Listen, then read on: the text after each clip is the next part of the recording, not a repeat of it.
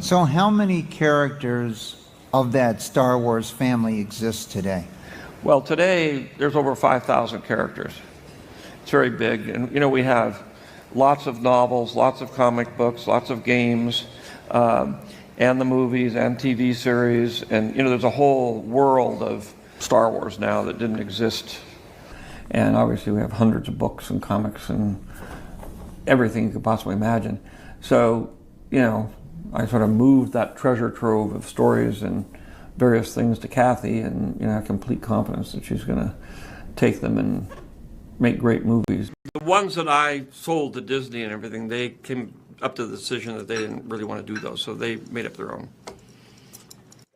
So it's not the ones that I originally wrote.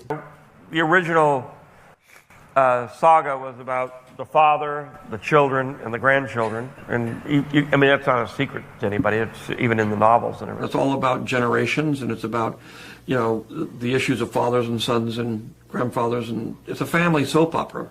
They decided they didn't want to use those stories. They decided they were going to go do their own thing, and so I decided, fine, but basically I'm not going to try to. They weren't that keen to have me involved anyway, but at the same time I said, I'm not going to, if I get in there, I'm just going to cause trouble, because they're not going to do what I want them to do. So, and I don't have the control to do that anymore, and all I would do is muck everything up. So I said, okay, I will go my way, and I'll let them go their way. I loved them, I created them, I'm very intimately involved in them, and obviously to and sell you them sold off, them. I sold them to the white slavers that take these things and Okay, but I mean, I've kind of lost control of Star Wars, so it's going off in a different path than what I intended.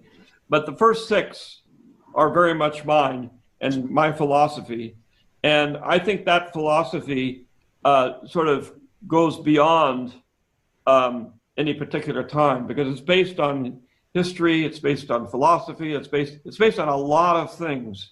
People get into all these debates of what's canon, what's not, and sometimes forget just the special nature of telling a good story. right. It was all canon. Everything published was canon. Hello, everyone. Welcome and thanks for being here. Thanks for giving up some of your time to spend with me here this evening. We have a few topics to get into today. I'm actually excited to talk about some of this stuff. We'll greet the chat in a minute, but first, let's remind everyone why they're here. This is my apprentice, Darth Maul. He will find your lost ship. At last we will reveal ourselves to the Jedi. At last we will have revenge. You have been well trained, my young apprentice. Lord Maul, be mindful. Let them make the first move. Yes, my master.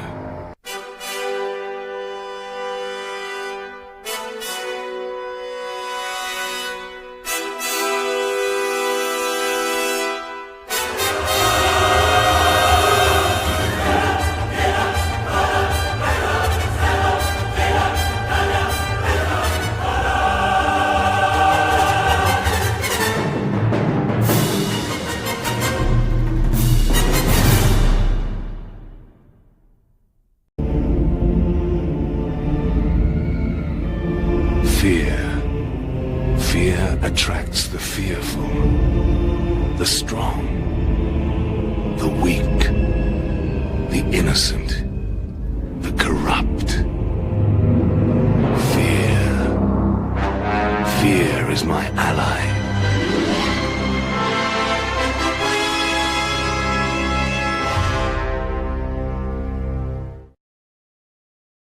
That's it, folks. Darth Maul, Shadowhunter.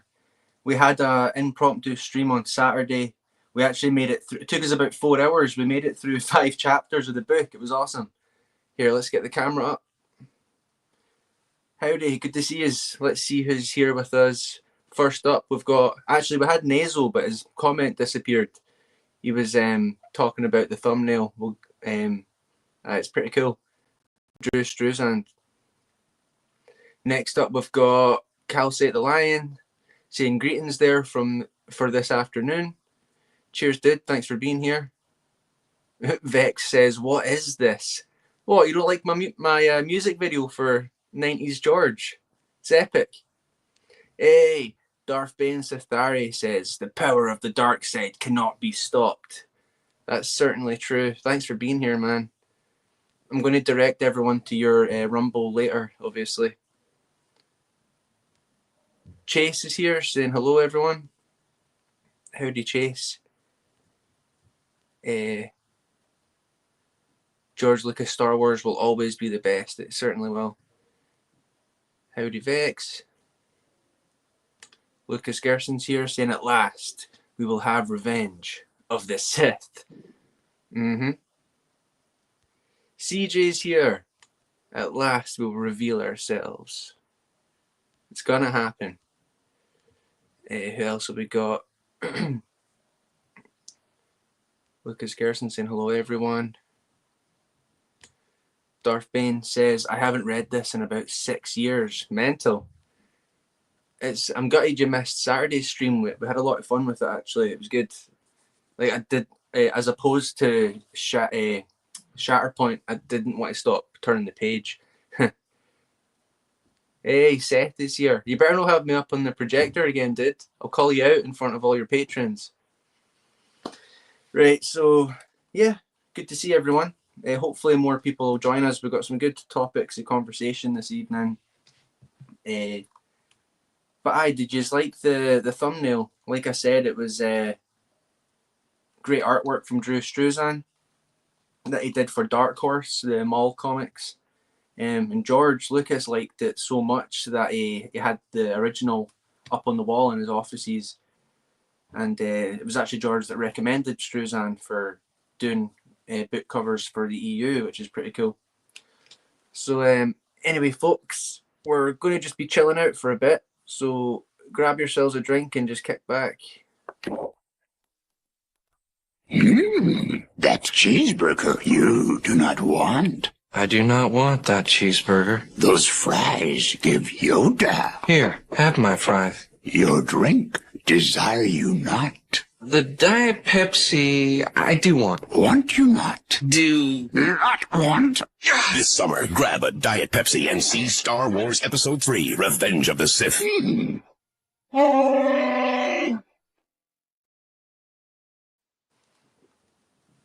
What's this? Darth Bane says, you're a Shatterpoint hater.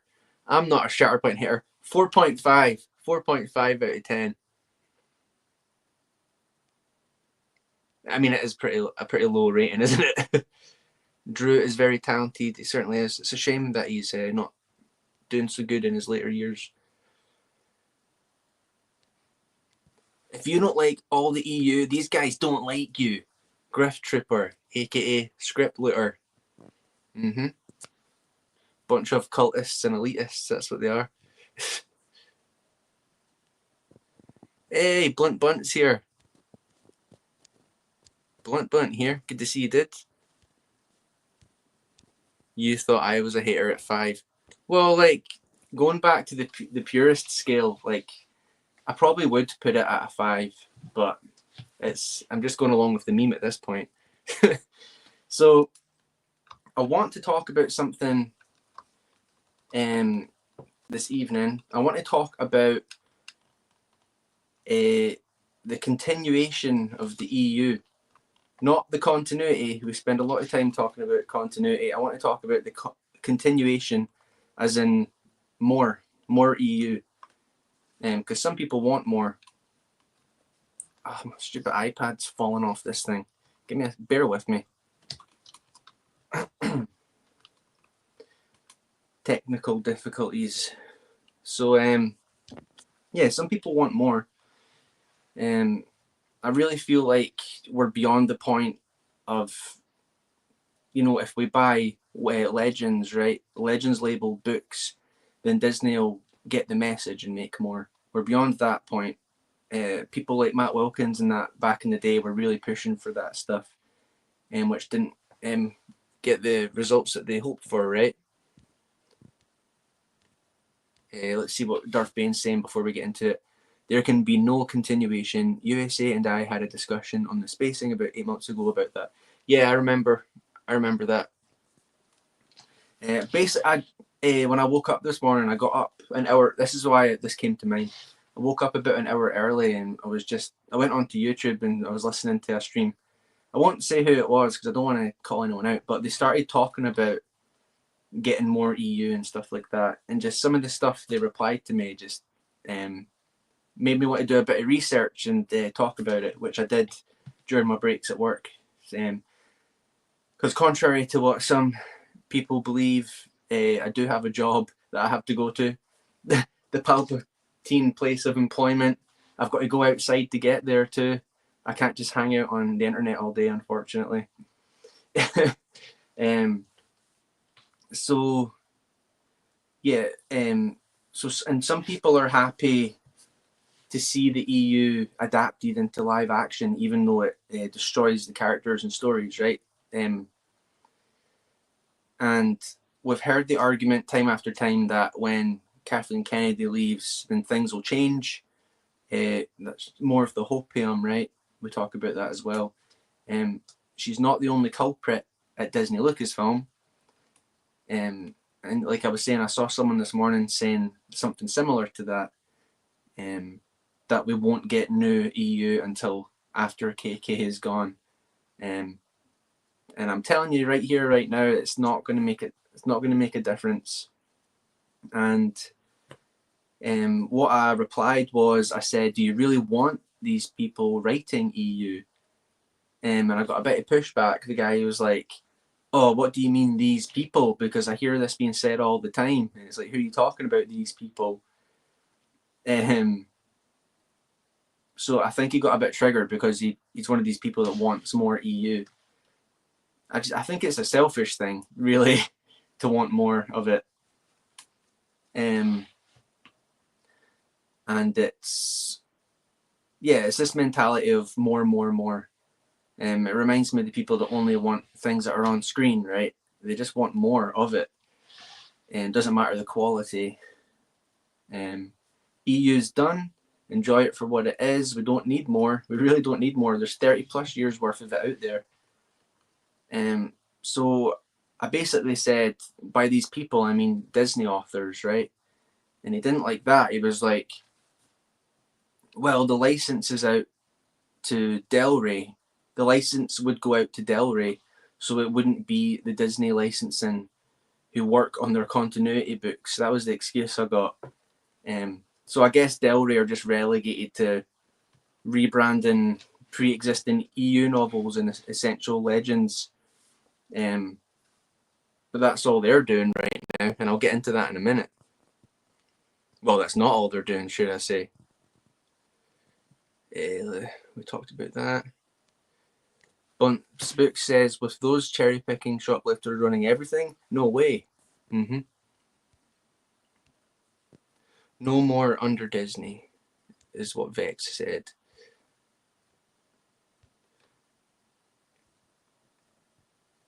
It goes on to say, there are enough stories for a lifetime, but maybe I'm biased because I haven't read all of them. Oh yeah, there's plenty. That's what I mean. There's plenty out there. Mr. Who? Disney Star Wars is fake Star Wars. Let's see.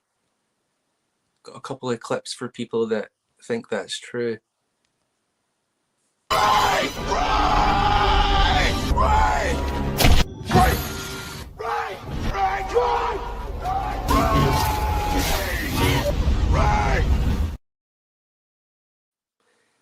And if you can't accept it, we'll call you a ambulance.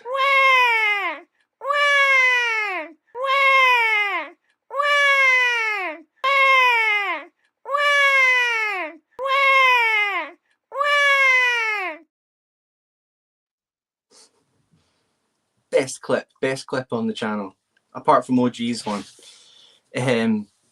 So there's I went onto the website, which was it? It was about the publishing. It said, in 2021, Lucasfilm celebrates its 50th anniversary. We're curating a collection of essential Star Wars Legends novels in trade paperback with new covers. And then from 2023, so that was from Del Rey, sorry, that was a statement from Del Rey saying that they were the ones curating the collection of Essential Legends.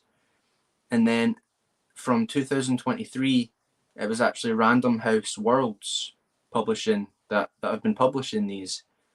Founded in 2022, it took over the publication of Star Wars books previously printed under Del Rey and other Random House imprints starting in 2023, like I stated.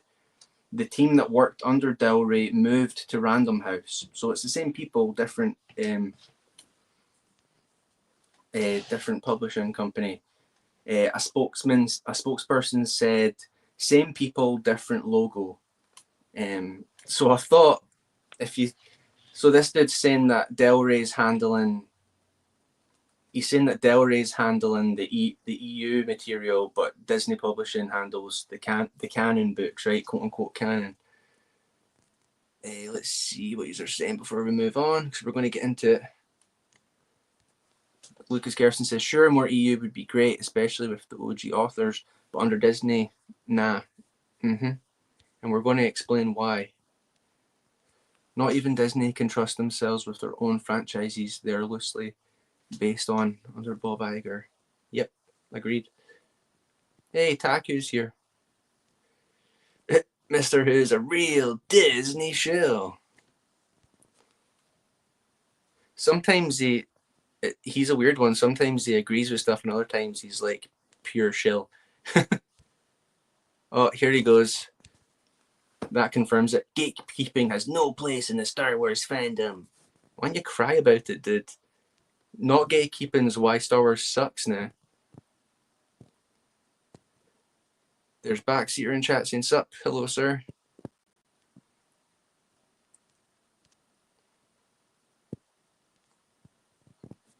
And then so we'll get into this former team of Del Rey that's working for Random House, right? Random House Worlds. First up, you've got Elizabeth Schaefer. She has worked in the world of licensed fiction for over a decade. Remember, this is 2022-23. So that's when Disney took over, right? A decade prior. Starting out at Disney Publishing, where she helped launch Disney's inaugural Star Wars book program. So this is Del Rey team. It consists of people that started out pretty much working under Disney for their books. Next up, you've got Sarah Malarkey. Has over 2 decades of experience developing successful publishing lines with licensors like Disney. So there you go. Next up, Tom Holler. I'm pretty sure he's the one that made the statement about them being the same people under the different logo. A senior editor at Random House Worlds, where he's worked with authors like Timothy Zahn, who betrayed the EU, Christy Golden, we've all heard of her stuff before. Properties he's worked on include Star Wars, so Disney Star Wars. Next up, Eram Khan is a senior editor with experience across the world of licensing and IPs, including fiction. Previously, she acquired and developed branded children's and crossover titles where she worked with licensors like Disney, Marvel, and Lucasfilm. Disney, Lucasfilm. Among others, and other channels will probably fixate on some of the other stuff that it says in there, but I'm not going to focus on that. I didn't have time to research all of the authors that they worked with, but I recognize a few of the names from the Lucas licensing people, right? Publishing, should I say? But better yet, I've got a list of their books. So this Del Rey that's going to take care of the EU. Let's look at the books that they've published, right? Let's see what these are said.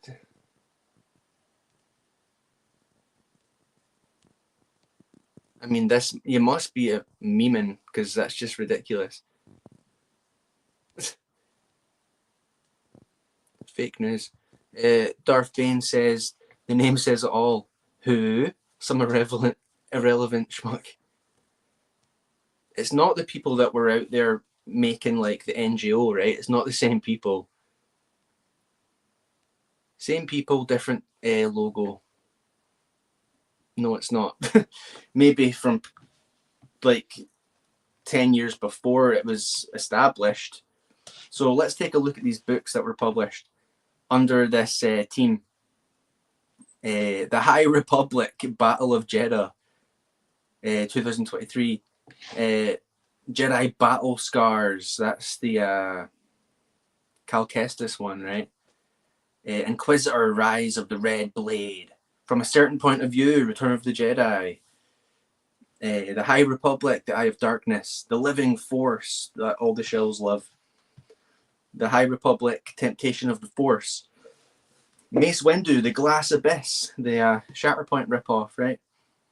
Reign of the Empire, The Acolyte Wayseeker, hashtag season 2, right? Give us season 2. The High Republic Tempest Breaker, The High Republic Trials of the Jedi, and then Sanctuary, a Bad Batch novel. So, no, the EU would not be in good hands under this Del Rey team, right? So, there goes that argument, basically. We'll see if you're saying anything else. Oh, well, Vex is the Mr. Glass initiator.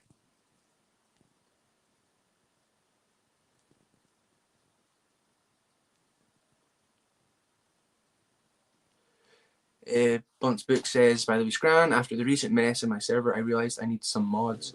Would you want to be part of the council, Blunt? Yeah, man, sure. Definitely. It would have been good just to kick that dude. he's a pain. I travelled to the parallel universe where it came out of. EU is not a separate universe. It's been explained. Hashtag fake fan.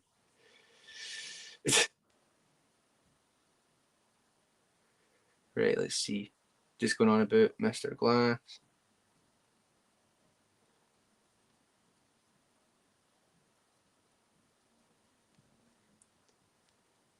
Right, let's see. Going on.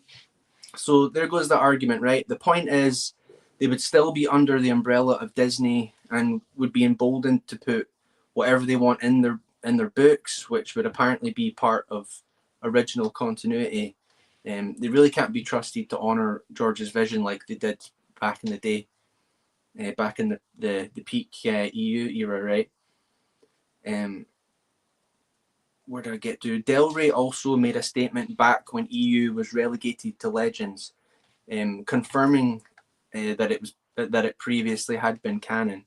I'll just read it to you. It says, about the new canon, as of April 25th, 2014, the only previously published materials that are considered canon are the 6 Star Wars films and the Clone Wars television series and film, while the expanded universe is no longer considered canon and was retermed as the Legends brand.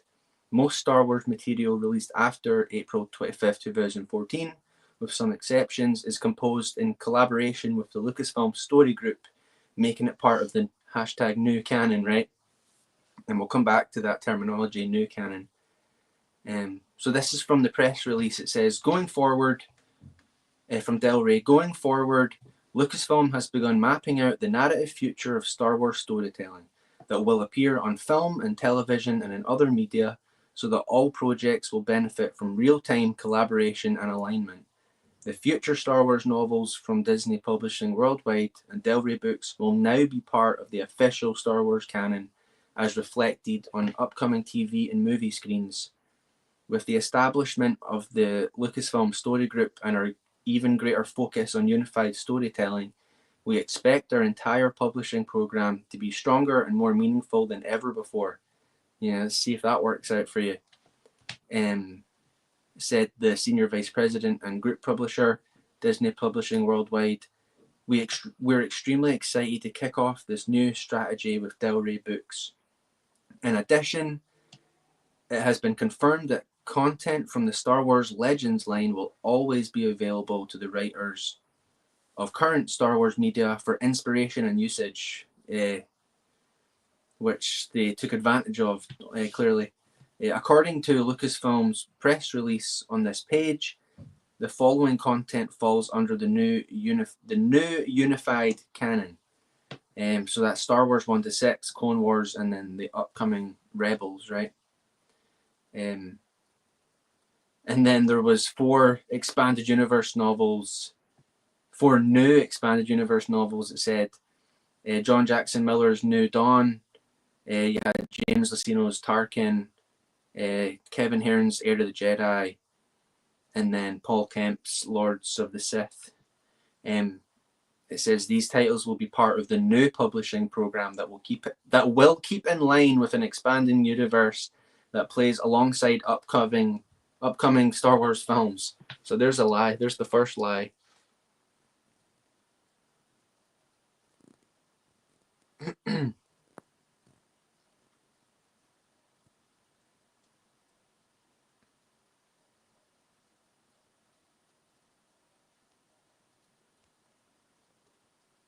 Legends. Nazo says, I would only accept new EU stuff if the authors Disney chose for it could be trusted by fans to remain consistent and aren't interfered with by corporate mandate.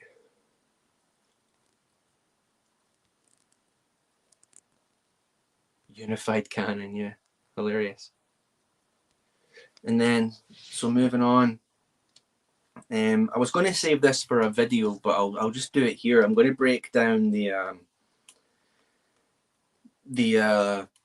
EU turns a new page statement from Disney, right? This is the article from StarWars.com. It says, let me get a swig here before we start. We're doing it live. For over 35 years, the expanded universe has enriched the Star Wars experience for fans seeking to continue the adventure beyond what is seen on the screen.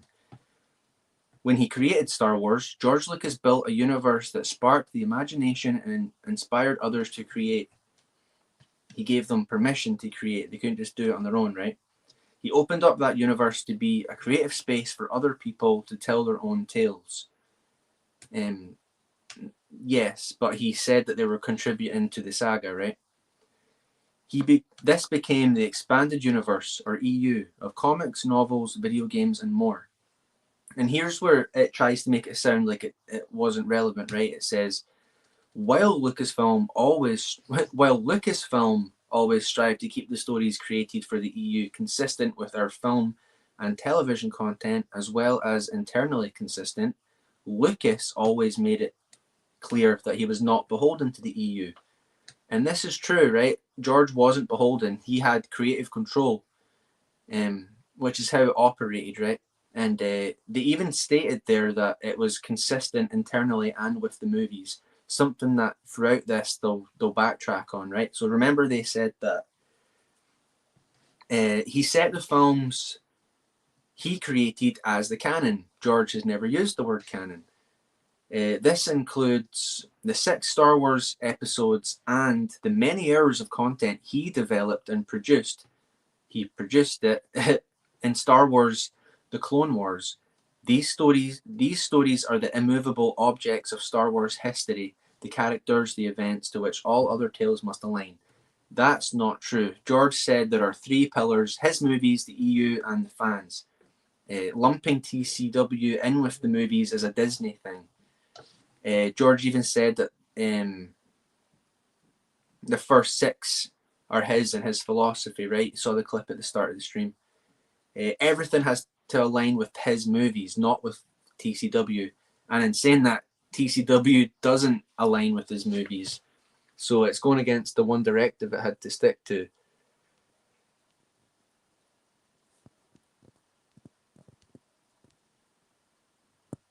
Let's see. Yeah, Disney tries to rip it off. Darth Bane says, purist exposed Star Wars normie as a glorified lightsaber reseller. Tonight we will drive a nail in the coffin for all the fake fans in Normie's latest video. Awesome. In case I forget, if you make sure you get a Rumble account so you can go follow Bane of the Shells on Rumble, because he's going to be streaming later today as well. I'm actually going to try and stay up for it, obviously. It'll be good. Taku says, that is never going to happen. Disney is a modern corporation. You do not go into it and expect to be independent in any way. Yeah, aye, the authors aren't going to be allowed to contribute in that way. They're going to get told what to do. I mean, it kind of worked like that before, right? But all they had was George at the head of it. Now it's like a big committee. Vex says, TCW doesn't work with the movies, therefore it must not be canon.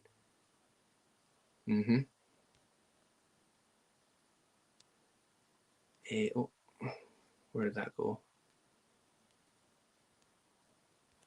A lot of shells judge continuity errors inconsistently. Often they say it's okay to contradict other stories if it means making a good story. That's ridiculous. But when judging George Lucas's movies, they say it's a dumb error. Yeah, exactly. They can't stand George. They act like big Star Wars fans, but they go out of their way to trash him. That's not true. The prequels are prequels to the OT. They work very well. That's the overall story. That's just a non-argument. TCW retcons the prequels. OT purists and Disney shells love it because they hated the prequels. They claim TCW fixed the prequels. Nah, they made it worse. They ruined the prequels and they ruined the OT. Let's see, where do we get to? Now, with an exciting future filled with new cinematic installments of Star Wars, all aspects of Star Wars storytelling moving forward will be connected as if they never were before, which they already stated that it was. Under Lucasfilm, President Kathleen Kennedy's direction, the company for the first time ever has formed a story group to oversee and coordinate all Star Wars creative developments. There's another lie. They haven't been connected at all. Their continuity. They don't adhere to their own continuity. Plus, there was never officially a story group before, but there was a team who maintained the continuity. And in any case, the story group's been irrelevant, haven't they? The filmmakers get to do whatever they want, and then the novelists have to like patch it up, basically. Whereas the EU used to expand on the movies, now their EU has to explain their movies. That's how it kind of goes. Where did I get to? They stated earlier in the article that it was interconnected with the films and itself. We have an unprecedented slate of new Star Wars entertainment on the horizon, said Kennedy. We're set to bring Star Wars back to the big screen and continue the adventure through games, books, comics, and new formats that are just emerging. Just emerging. It's not like they've been around for the last 30 odd years.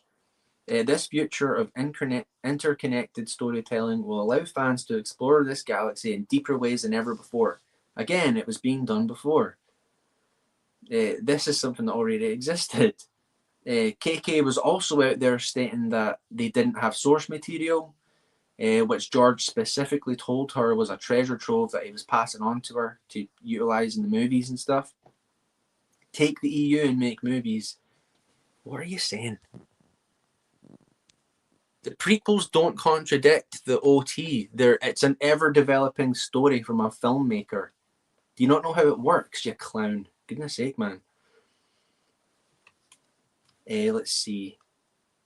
This is something already existed. We already talked about that. She also said that the authors went off in their own directions and it had nothing to do with George, which is also false. It's a straight up lie, actually. Anyone that's been following this channel for any length of time have seen evidence that George was involved with the EU and that it was kept consistent. Again, they confirmed this earlier in the article. And here's the kicker in a minute.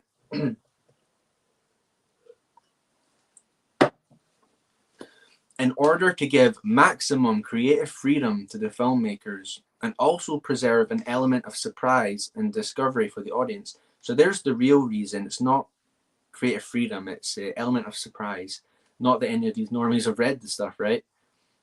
Star Wars Episode 7, 8, and 9 will not tell the same story told in the post-Return of the Jedi expanded universe. And if it was never canon, right, why do they feel like they need to declare this? You know what I mean?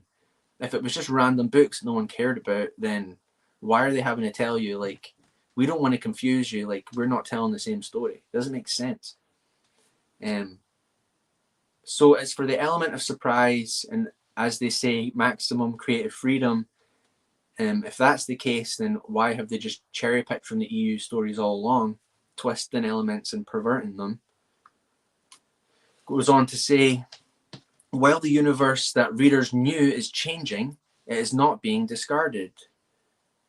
Creators of new Star Wars entertainment have full access to the rich content of the expanded universe. For example, elements of the EU are included in Star Wars Rebels, the Inquisitor, the Imperial Security Bureau, and Senior Fleet Systems are story elements in the new animated series, and all these ideas find their origins in role-playing game material published in the 1980s. Yeah, that's because George loved the role-playing games and gave it to the authors to utilize to expand the universe. There's nothing new. They should be using that stuff, but what they're doing is different. They're changing it. And what did Filoni say? It would be rude to take these things and make them into something that they aren't, which is exactly what he's done and continues to do. Creatively bankrupt is what I've written there.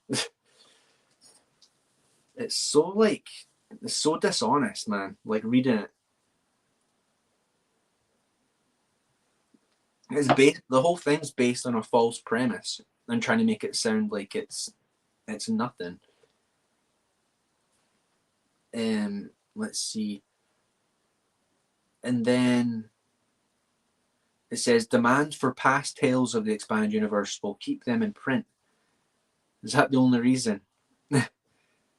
Presented under the new Legends banner. This goes into what Del Rey told us. On the screen, the first new canon to appear. There's that phrase, new canon, as opposed to old canon.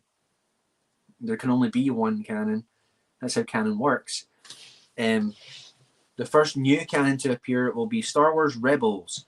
In print, the first new books to come from this creative collaboration include novels from Del Rey Books. First to be announced, John Jackson Miller is writing a novel that precedes the events of Star Wars Rebels and offers insight into a key character's backstory, with input directly from executive producers Dave Filoni, Simon Kinberg.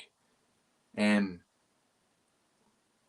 here you hear people say that, like, this statement never specifically said decanonized, right? Well, they're saying new canon, right? I just highlighted that.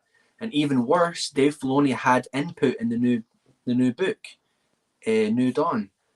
So, and they're talking about how it all needs to connect and stuff like that. We know for a fact Dave Filoni doesn't care about continuity. So there's a problem right off the bat.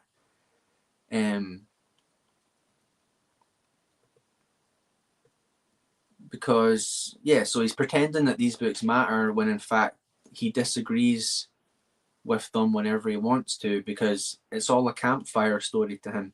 It changes with every retelling, and I've got a clip for that. If you don't believe me, Dave Filoni views Star Wars as a campfire story.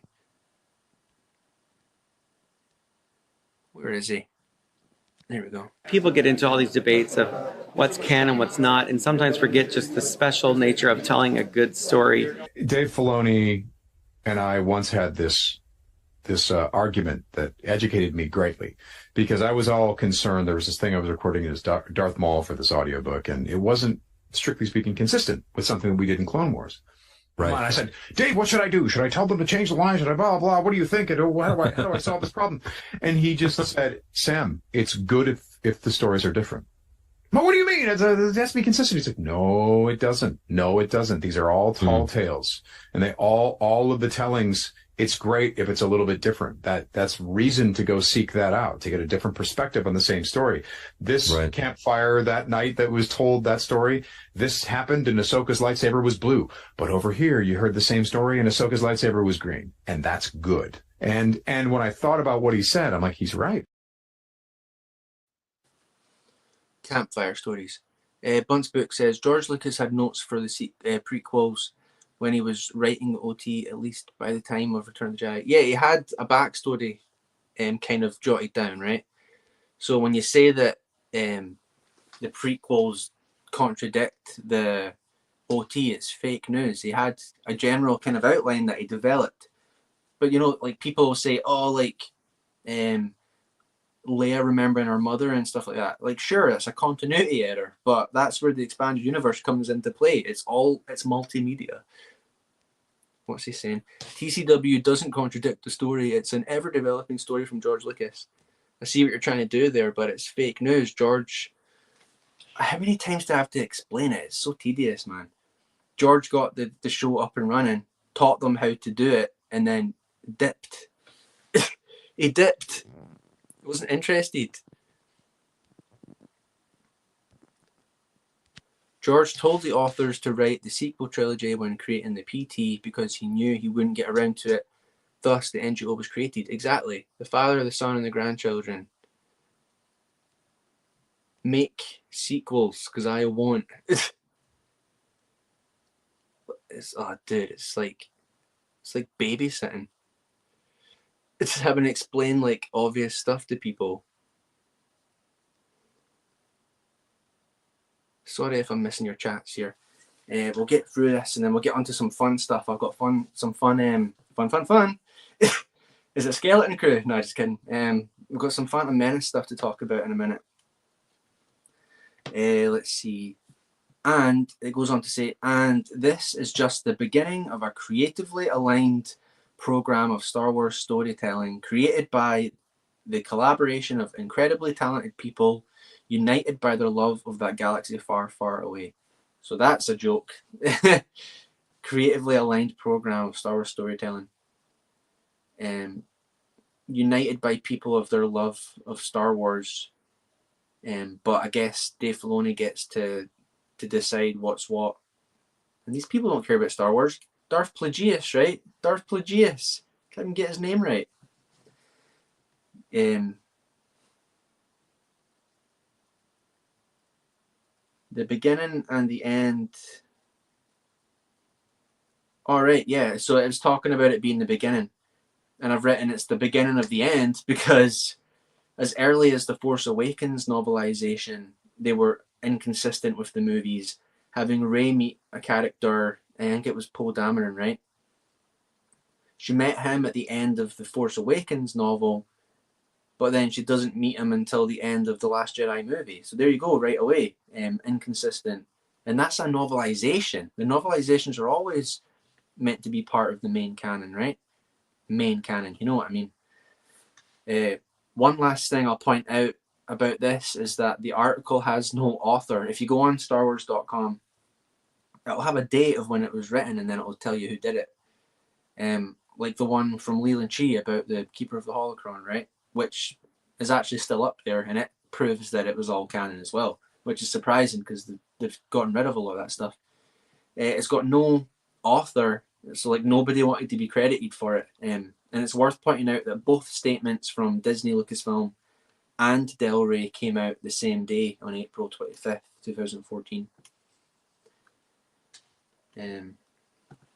So talk amongst yourselves. I'm going to take a quick refresher break and then we'll conclude this segment and get into the good stuff, all right? Let's play a cool clip for you. Real Star Wars.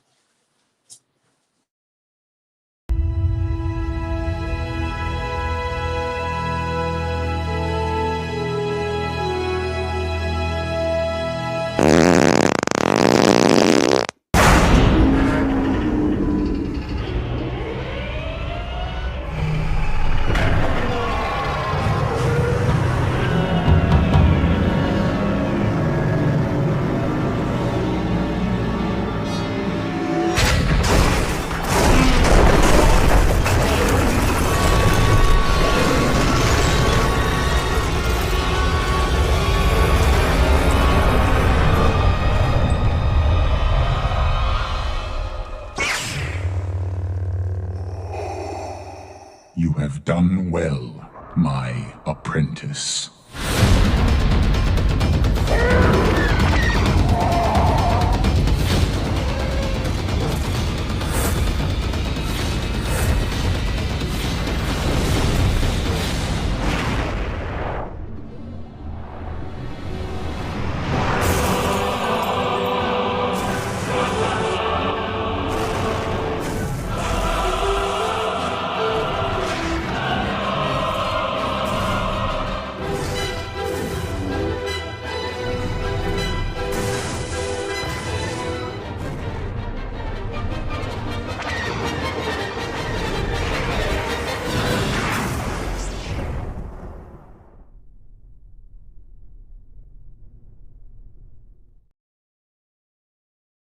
Guys, EU isn't canon because Starkiller can pull a destroyer out of the sky.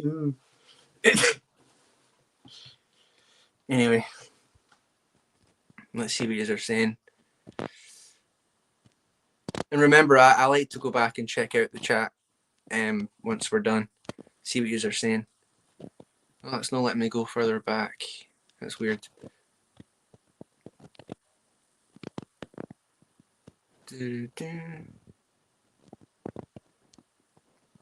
Yeah, Taco. Plus, as we've explained, in the case of the games, it's the novels that take precedent, right? Where he's not OP. Let's see. So, in conclusion, right? I don't want more EU. I don't want it. It's the fanboy mentality. And so, I'm not trying to be rude to anyone in chat that would like more. I just don't think it's going to be what you think it's going to be, right? I mean, obviously, it'd be nice for the EU to continue. Let me say, the only thing I would accept is something like Sword of the Jedi that's supposedly like complete, right? Or even outlined or something like that just got cancelled, you know? Once KK leaves, they will continue EU and alright, this is the fanboy mentality. Once KK leaves, they will continue EU and have Del Rey hire all the OG authors. These authors are embittered, jaded, or in some cases have turned their back even on their previous work. They are the ones who continue to work for Disney, undoing everything that came before. And I respect a lot of these authors. Like, I love their work. And a handful of them, they kind of bent the knee, didn't they? But I've got more respect for the ones that didn't, or even someone like James Luceno that did a couple of books but tried his best to. He still had in his head that it was EU continuity, right? And then he decided he flat out said that he didn't like working with the team. It was too different from before, and he didn't have enough creative freedom, right? Too many voices trying to tell him what to do, like putting Sheev in the Tarkin book. Let's see. So, yeah, it's a matter of principle, I think, for these authors. Like, just getting the job and making the money. It wasn't, at that point, it wasn't about contributing to the mythology anymore.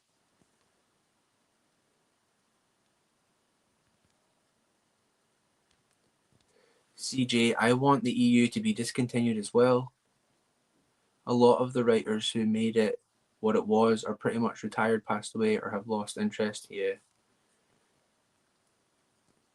And like I'm trying to explain, the team that's running Del Rey are Disney employees. It's not like it's going to go back to the heyday, right?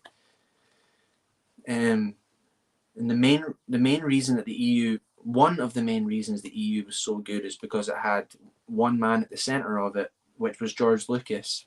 Maybe not at the center, but the head of it, right?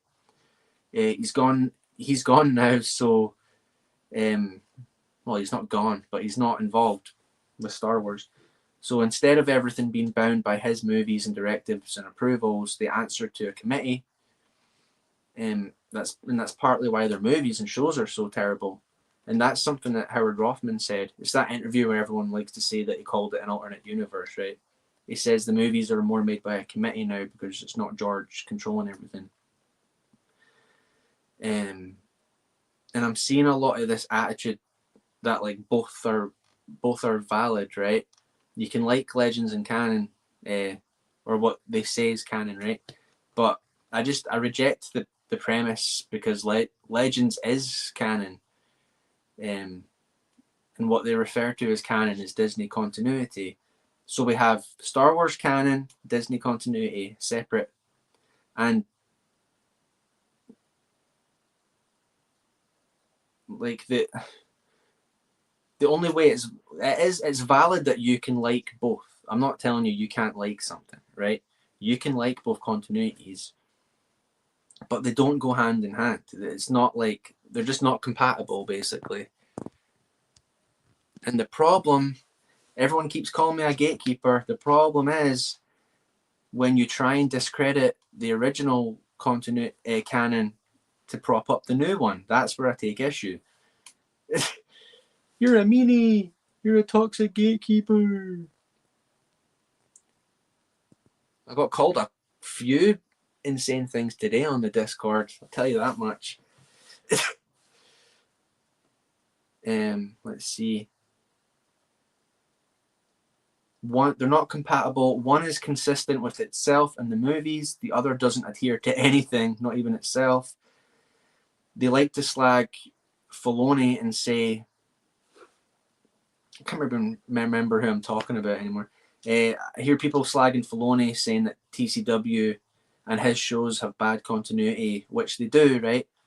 But they want new EU books, thinking that they won't be tainted by this mindset of like the campfire story, right? And Filoni's the one that set the precedent for that before the Disney acquisition even happened. It just seems to me that like trying to get people interested in the original lore is more important than spreading hopium for more of it. You know what I mean? Would you agree with that? Hopium's what the fence riders push because they don't know the lore. And that's why people make theories as well.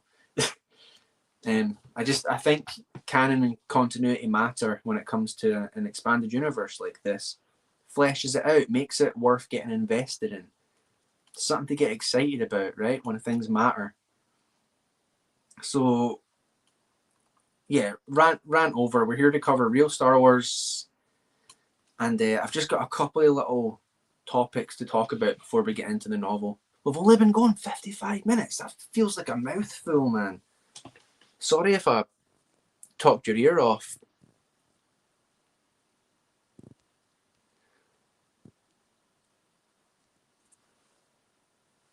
Bunce Book says it wouldn't feel the same without George and the original team. No, it wouldn't. Absolutely wouldn't. People like Lucino that like read everything because he wanted to do diligence and like connect everything. You know what I mean? People don't do that anymore. The only one I heard tried was the guy that did is it Brotherhood? The one that takes place on Cato Nemoidia. Apparently the author was a big fan of Labyrinth of Evil, and he tried his best not to trample over it. But that's the only instance I've heard where an author tries not to ruin the original EU.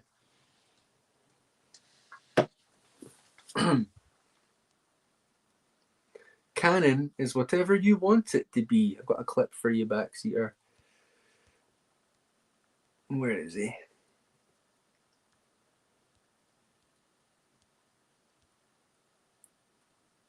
There he is.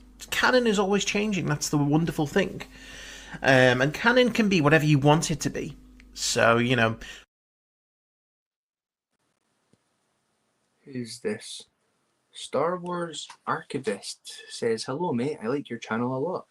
Well, thanks very much, dude. I appreciate that. Got to get a clip for you since you're relatively new here. What's a good clip we can play for him?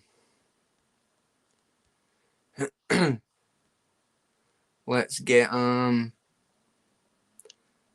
Kyle Katarn. The dark side? I've been there. Do your worst.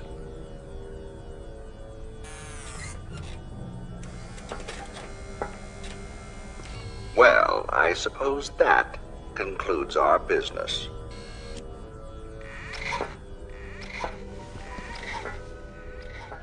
I'm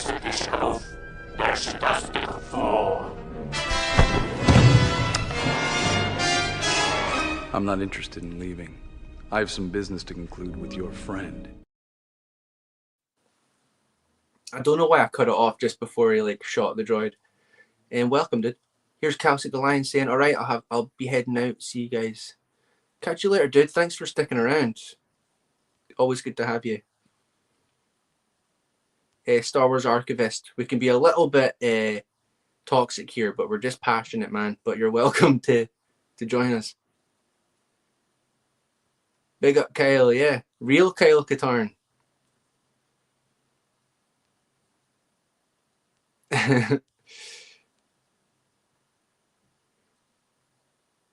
What's let us know. I try and ask people that are new like their favorite EU books or games, or tell us like your favorite aspect of the EU. That'd be cool to know. And I'll keep an eye out for it in the chat.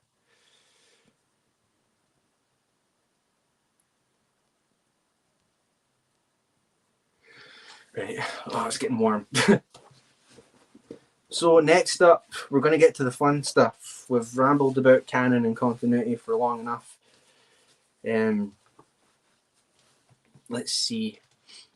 So, it was an article I came across today. It was talking about, it said, Star Wars viewers settle once and for all who the chosen one was. Right, we'll get into that. I just saw Archivist. Yeah, Archivist said what he liked. I collect the comics and have read most of the books. Less keen on the games. All right, man. I'm kind of similar in terms of games. Like, I'm not a big gamer. I grew up playing the Phantom Menace video game, Jedi Power Battles, the original Battlefront 2, Rogue Squadron on the N64, Rebel Assault, PlayStation 1. Actually, it was Rebel Assault 2, which had like live action stuff in it, right? It was cool. Bounty Hunter, PS2, the Revenge of the Sith game, stuff like that. But I'm saying currently, I'm trying to make my way through KOTOR 1, and it's really difficult for me. Canon and continuity is a topic and a half, yeah. Well, if you like the channel, that's mostly what I ramble about. It's important. But mostly we're trying to get people excited about real Star Wars. Sorry if I'm missing anyone. It's nice to have new faces in here.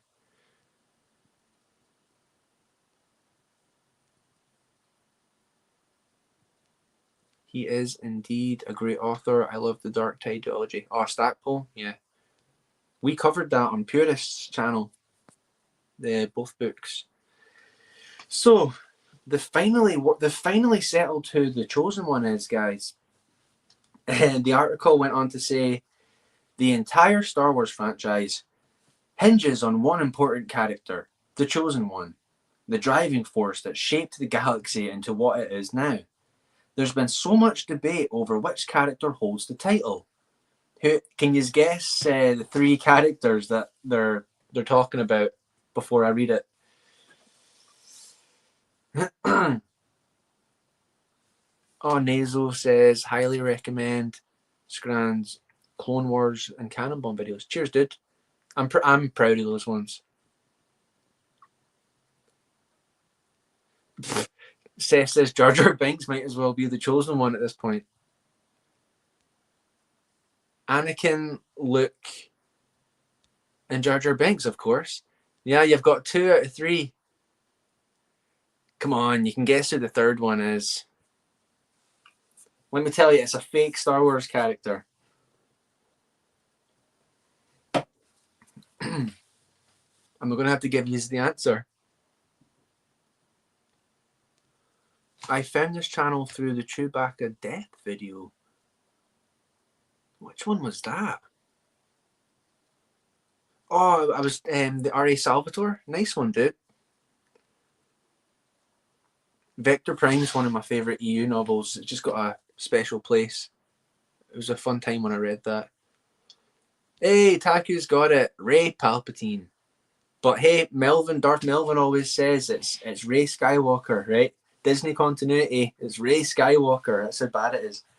So there's been much debate over which character holds the title, whether it's Anakin Skywalker, his son Luke Skywalker, or Rey Skywalker.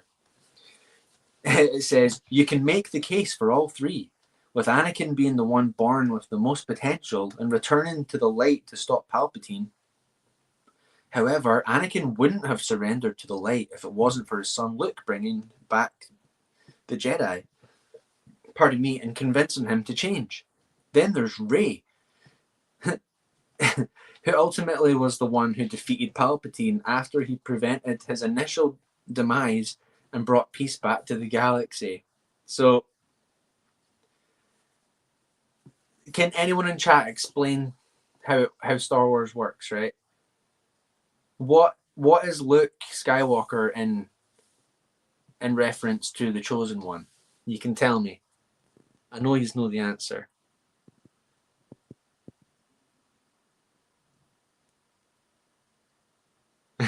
Taku's like, I didn't consider fake Star Wars. It's because you're not a fake fan.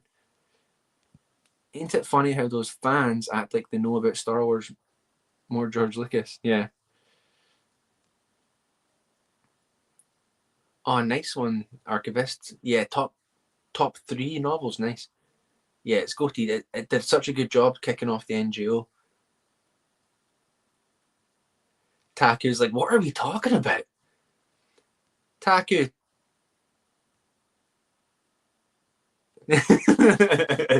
Right, so the real fans in the chat, no. Let's make sure no one got the answer. I don't want to ruin it.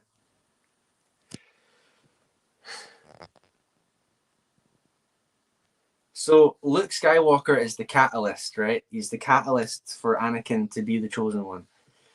And Rey, who's Way? I love legends. I love Way. So Rey, if you've seen the movie, right? Rey kills Palpatine. And it seems to be out of anger, right? Which is exactly what he wants. So what I take from that movie is that Palpatine wins in the end. And he not only wins, he's like killed all the Skywalkers and the Solos, and now he's like living through his granddaughter and passing off as a Skywalker, right? He's like laughing in the face of them. It's ridiculous. But there's a case for all of it, guys. It's a campfire story. And a lot of these comments, they're like hinging on people saying stuff like it's from a certain point of view, right? Star Wars, guys, certain point of view. It's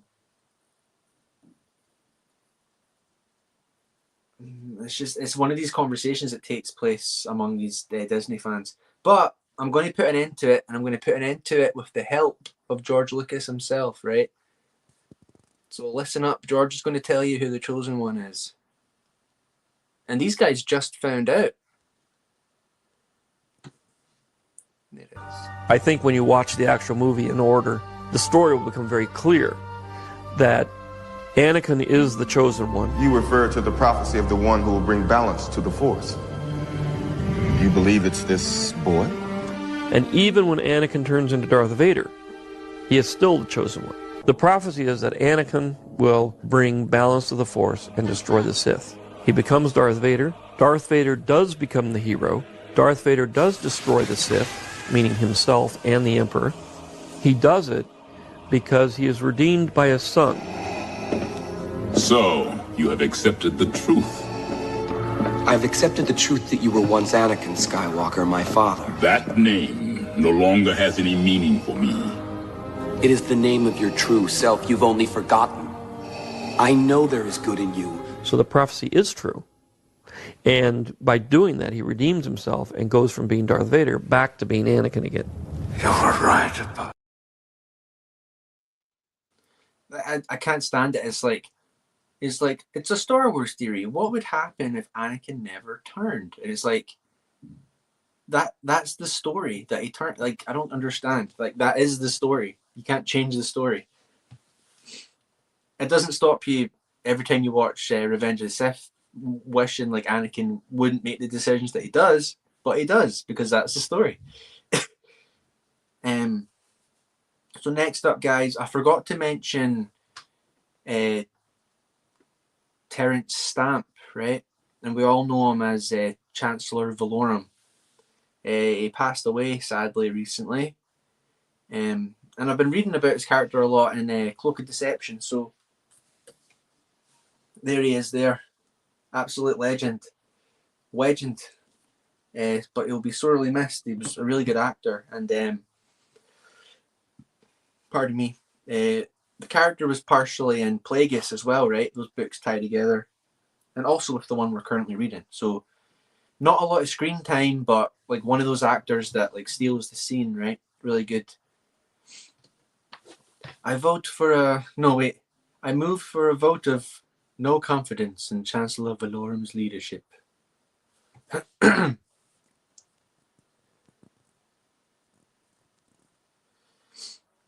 Now they will elect a new Chancellor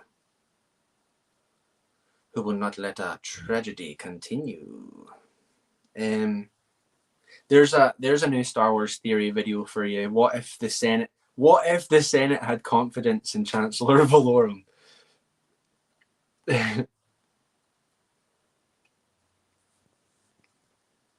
Speaking of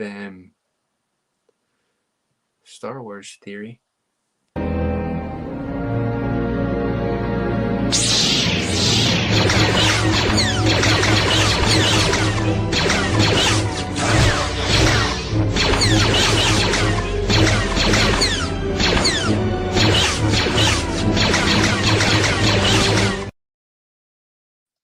But if you don't want a Disney China saber, you can get a Scrampy staff.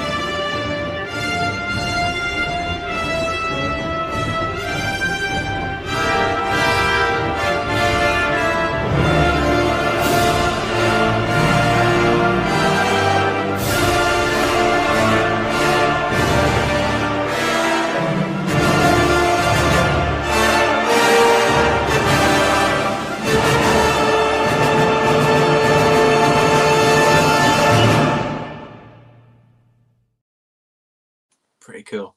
I just finished reading the Legacy comics last night, like the first run, the first 50 issues. And what's the character's name? It's not Jarrus. Cade's best pal, right, on the Minoc. And he gets one of the Scrampy staffs and he like tames it. It's really cool. Legacy on top. Yeah, Legacy's so good. But like obviously it got cut short, right? So now I'm reading Legacy War. But I don't like the art style as much, but it's still good. I'm glad that it exists, basically. I can say that. Are we even sure if Palpatine is dead at the end of Disney Star Wars? Bro might come back in Ahsoka Season 2. I wouldn't put it past them, Taku. That's the thing. Like, you can't... Nothing's off limits for these guys. Nothing's sacred. So, we paid homage to Chancellor Valorum. I've got a couple source books here, right? We're going to first go through the visual dictionary for Phantom Menace. Just a few things I wanted to point out. Oh, Backseater's got it. Jaria Sin, that's it. And then you've got Delia Blue, she's cool as well.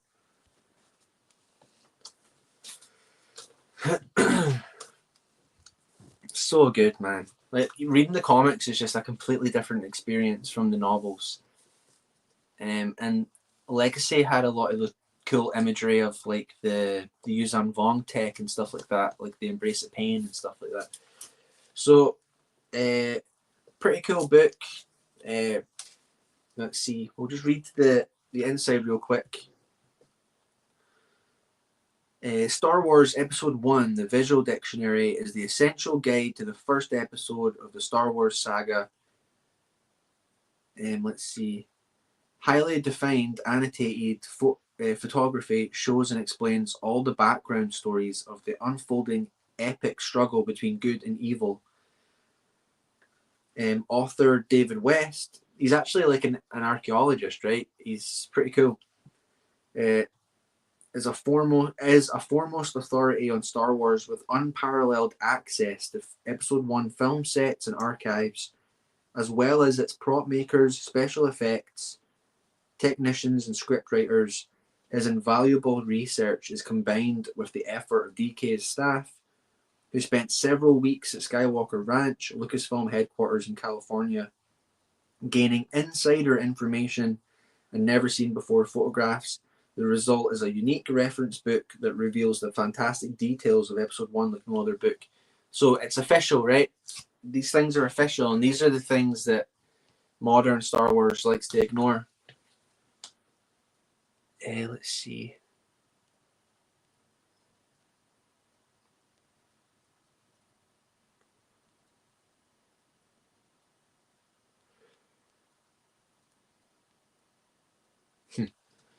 The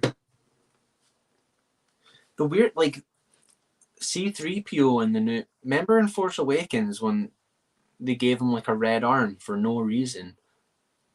I feel like that was purely just to, like, sell merch. So, we're going to get into a few of these little tidbits, but just remember, this is, like, official. This is, like, behind-the-scenes stuff, right? Where are we? I did this for the Revenge of the Sith one as well that James Lucino worked on for my Revenge of the Sith stream. First up, the 12 High Council members reflect a mere nint of the diversity within the Jedi ranks, which include members of hundreds of species and cultures.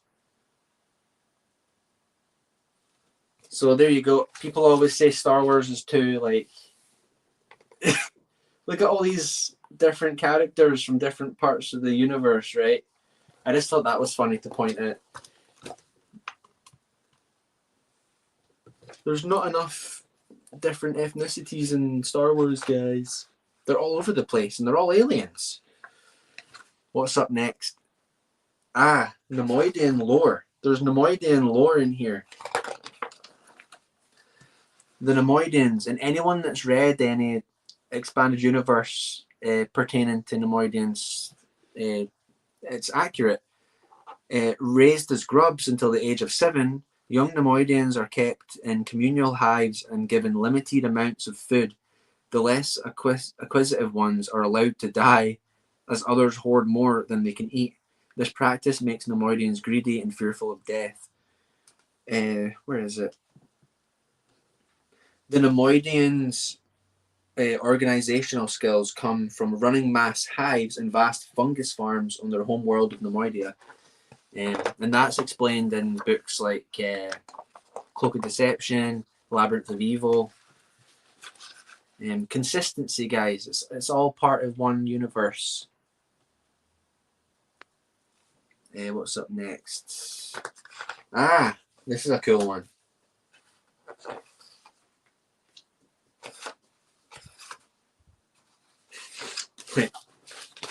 You must contact me.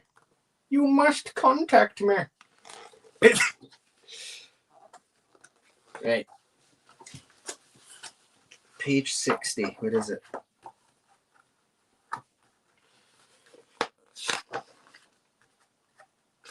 The Twilight Twins. There you go. Dude, these books are so cool. There is... Oh, past the page. I'll go back to it. Here you've got the Sand People. Sand People prey upon travelers and are known as Tusken Raiders. And if you watch Phantom Menace, that two-headed dude at the pod race calls them Tusken Raiders. Tusken Raiders originates from the expanded universe, right? They're named after they raided Fort Tusken, right? So expanded universe in G canon. There you go. I'll go back to what I missed because this is a cool one. Hopefully, Darth Bane's still in chat for this one. You won't want to miss this. Right, Darth Maul. Right, here we go. Fueled. Is this right? Yeah, this is it. Fueled by the aggressive energies of the dark side, the Sith Order began almost 2 millennia ago. I don't remember that being in the movie, guys. What?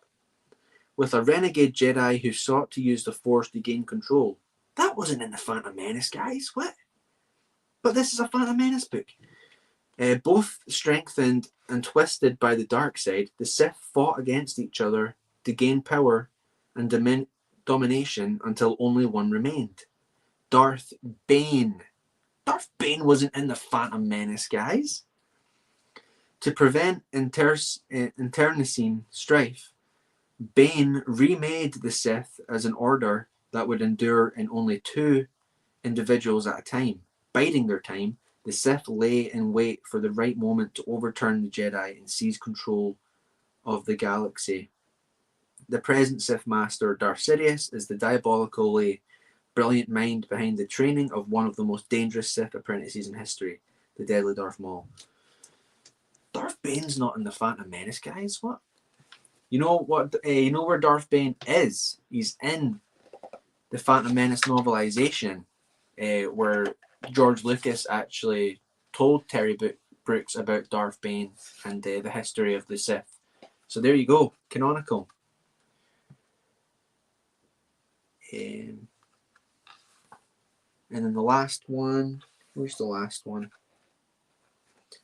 Hey, there's Chancellor Valorum. And I don't remember what my point here was. I'll just read about his character a little bit. Chancellor Valorum. A lifetime of preparation led to Finis Valorum's election as Supreme Chancellor of the Galactic Senate. Valorum inherited the legacy of a family whose greatest members had each represented more than 1,000 worlds centuries ago. A Valorum served as Supreme Chancellor. Finis Valorum has now equaled this achievement, ruling the entire Republic from the Galactic Sea on Coruscant. However, he has also inherited a government grown weak from its own success. The galactic representatives have become distant from their people, and now the entire system is degenerating. And this feeds into like Plagueis and Cloak of Deception and stuff like that, right? Like how Palpatine was maneuvering this stuff into place. Increasingly, Supreme Chancellor Valorum has been influenced by senators such as Palpatine to compromise what he knows is right for the sake of approved procedure. So that's to do with the Trade Federation and stuff that he wasn't quite comfortable with, but Palpatine persuaded him. Cool. Oh no, who's talking about TCW? We don't do that here.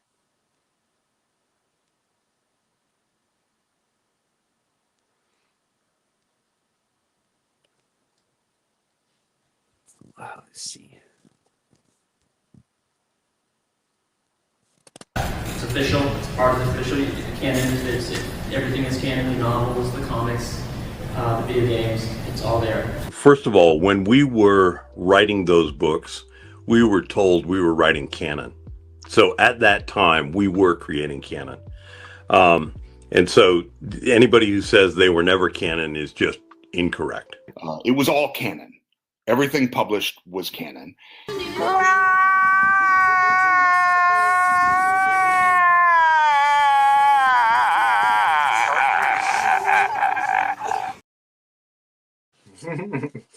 Right. On to the year by year. I've just got a few. I just like to go over a few things from Phantom Menace era before we get into Shadowhunter. Right.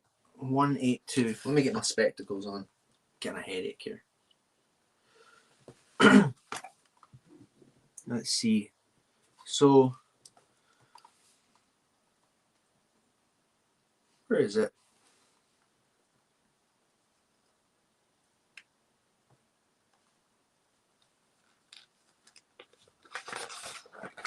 Where is it? So, 1997, folks. My glasses are steaming up. Wow. In between April and June 1997, that's when you got a lot of these like casting rumors where they were talking about who was going to be in the movie. You got Ewan McGregor, Liam Neeson, Natalie Portman, and then Samuel L. Jackson was going to be like, they were talking about this cameo he was going to have, right? And then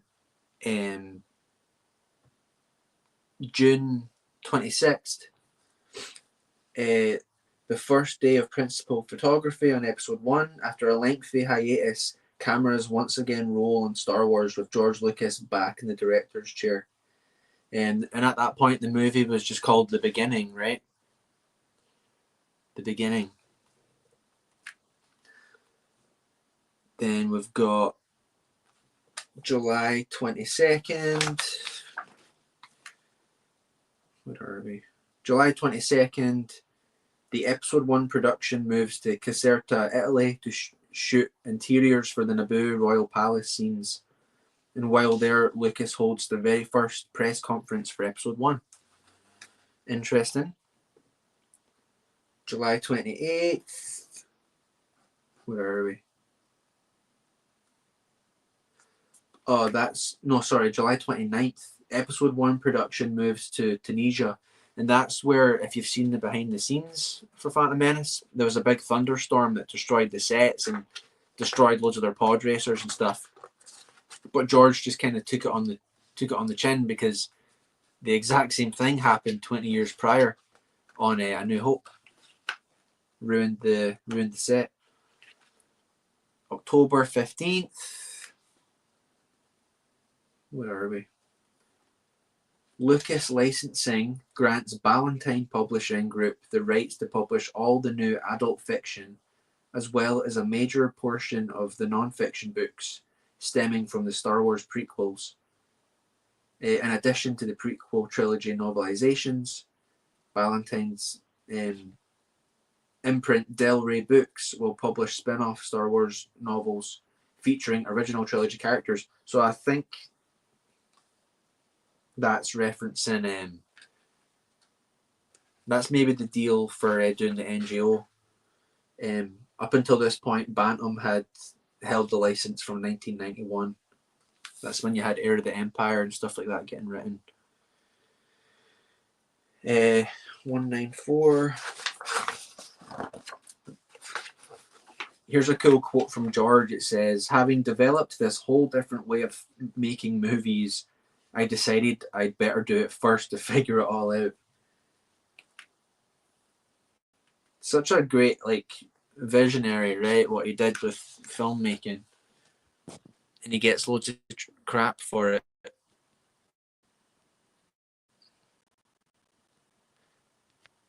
Hey!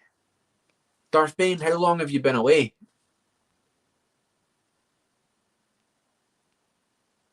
We were looking at the visual dictionary for Phantom Menace, and it talks about Sith lore. It talks about Darth Bane in there.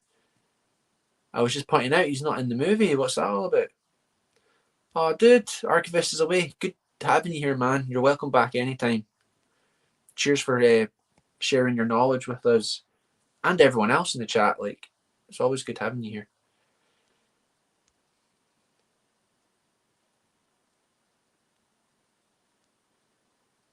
Prepping for the Theory Sabers takedown.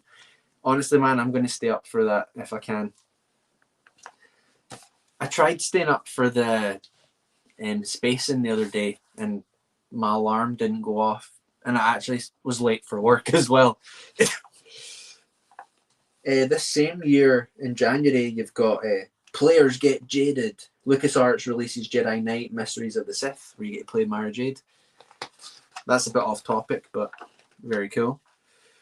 Then we've got March 2nd, 1998. Lucas returns to the set to do some pickup shots, right? And then in April, he approves the very first shot of Jar Jar Binks. He's happy with the CGI at this point. And then, just because this page is here, you've got the definitive reference. June 30th, Del Rey publishes the 384-page hardcover book, The Star Wars Encyclopedia by Stephen J. Sansweet, the definitive reference book of its time. It collects all the elements introduced into the Star Wars canon by 2 decades of expanded universe publishing.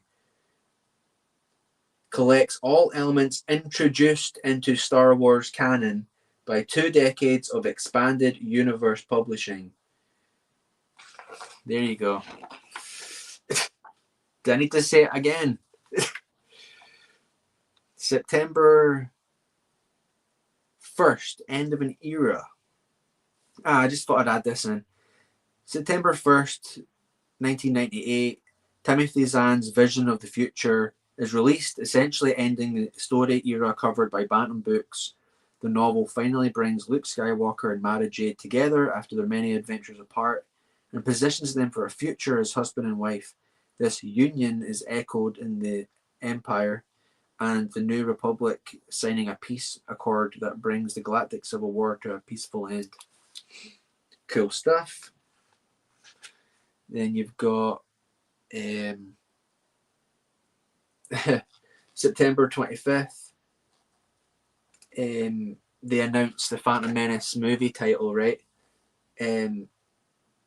Bringing an end to rumored titles such as Balance of the Force, Children of the Force, Star Wars Genesis, Red Tails, believe it or not, after George's other movie that he later made, and Jedi Squad.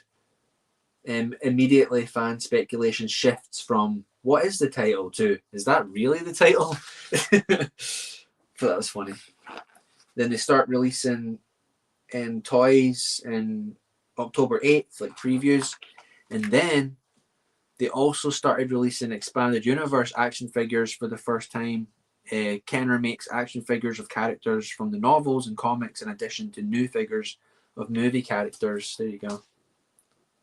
And then the November 1st, the episode 1 teaser poster is unveiled. That's the one with Anakin. But I'm pretty sure it's the one with the hut behind him and it looks like Darth Vader's... Oh, there it is. I've never seen this version. His shadow just looks like Darth Vader. But there's the other... Why have I never seen this? I've only ever seen the one with like the hut behind him. That's mad. That's wild.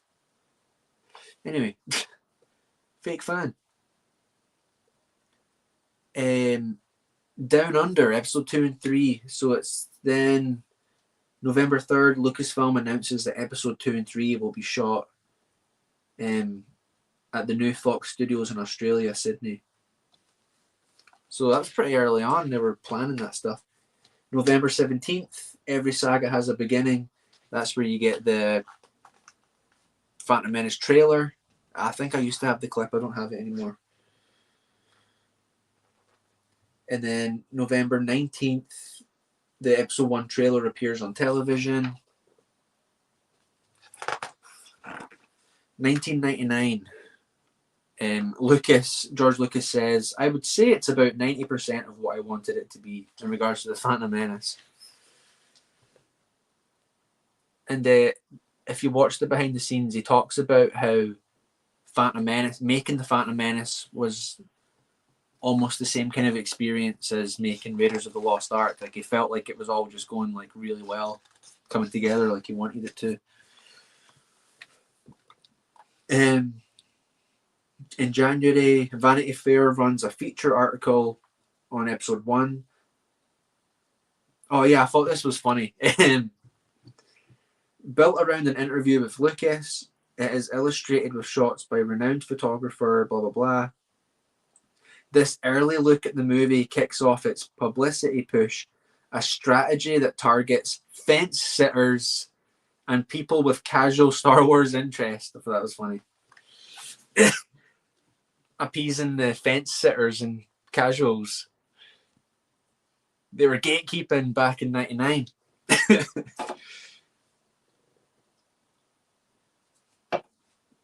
Right, give me a minute. It's getting really warm in here. And I need my glasses on without them steaming up.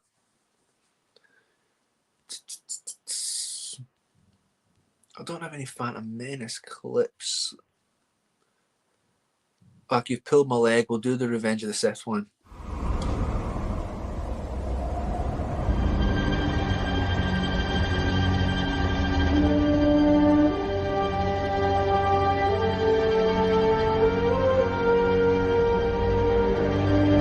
For over 1,000 generations, the Jedi Knights were the guardians of peace and justice in the Old Republic, before the Dark Times, before the Empire.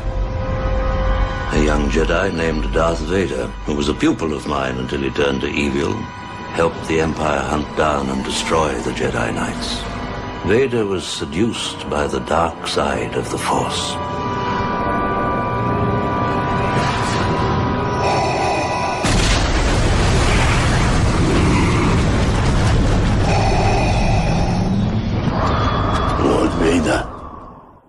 Yes, Master. Rise.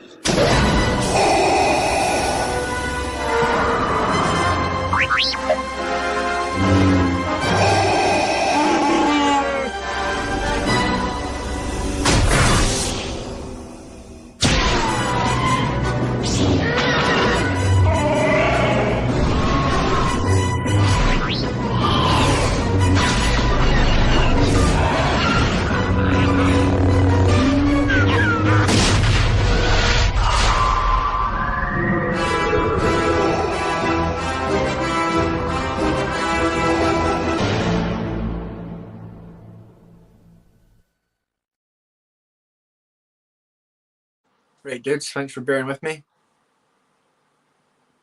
I know we're talking Phantom Menace, but Revenge of the Sith is just too cool. Blunt's book says, Phantom Menace is fascinating both as a film and the production and technical aspect. Oh yeah, it's perfect. It's I love that movie. Phantom Menace is awesome indeed. Thinking about it now, we can say that each Star Wars movie were actually a multimedia project on their own. I mean, each one had a novelization, a comic adaptation, a video adaptation, yeah. And they had games as well, didn't they? It's a good point. Oh yeah, this, when Vader's arm went still up before Lucas asked to use CGI to put it down on his side. That's funny. It's almost like the full thing's a multimedia franchise, right? So let's see. I think that's actually the next thing that's up. We've got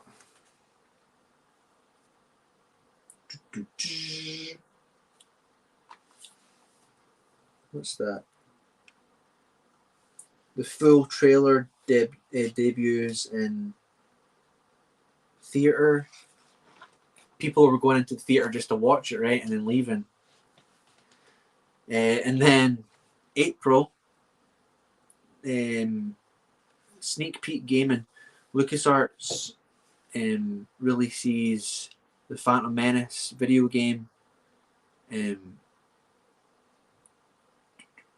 Shortly before the movie opens, the game closely follows the film's storyline and gives players a sneak peek at the new chapter in the Star Wars saga. And if you've been following the channel, I did a Cannonbomb stream a few months back. It was a lot of fun where we talked in depth about the game. Then you've got April 21st. Del Rey publishes the Phantom Menace novelization by Terry Brooks, which George had an input in.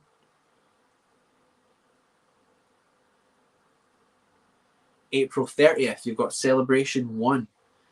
Lucasfilm holds its first official fan convention since the 1987 10th anniversary event. Star Wars Celebration. That's the sort of thing I remember from being a kid. You can see it. All these kind of like colourful Phantom Menace posters, and it's cool. Midnight Madness, May 3rd, sorry. Episode 1 merchandise arrives in stores. In response to overwhelming fan demand, a number of retailers, including Walmart, Super, Kmart, a bunch of others,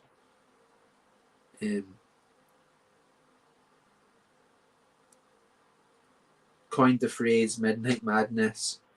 Among the must-have Episode 1 collectibles are Hasbro action figures equipped with small encoded chips that, when read with a reader, sold separately, produce dialogue for the characters. Yeah, I've got a bunch of those over there. They're not that collectible, really. Like, they're easy to get a hold of. Mass-produced, really.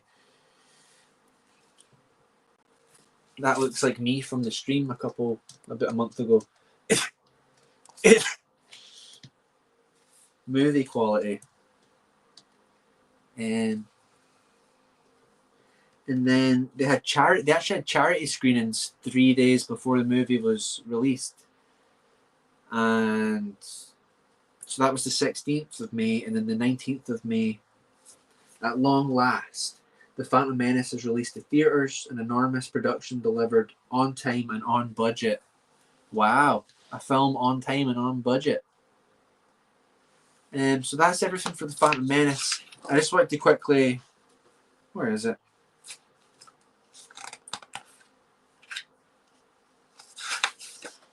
There we go. October 1999. Chewbacca is Moonstruck.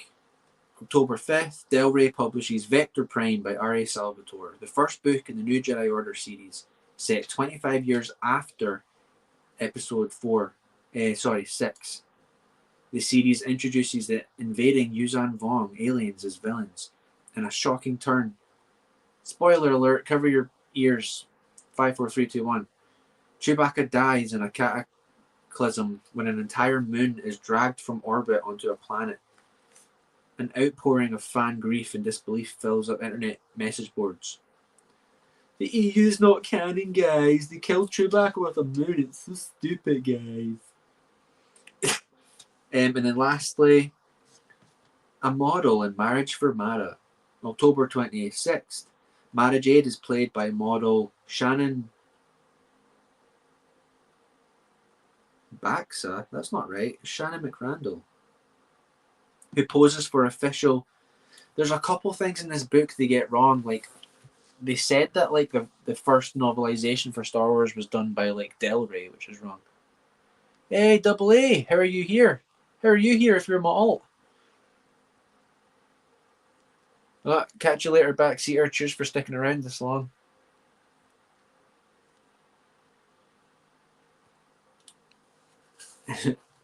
Yeah, how is that anything but epic, Taku says.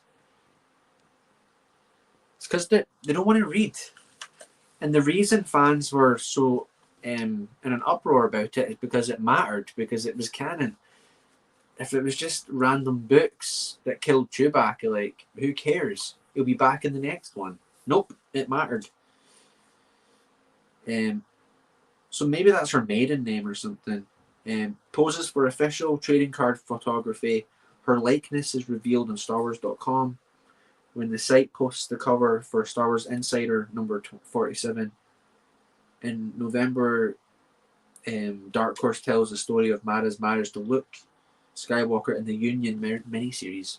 So, just want to talk about that a little bit. That's all the topics done. We can get on to Shadowhunter. Thanks for indulging me, guys. That was a lot to get through. We've only been going an hour 40 though. Feels longer.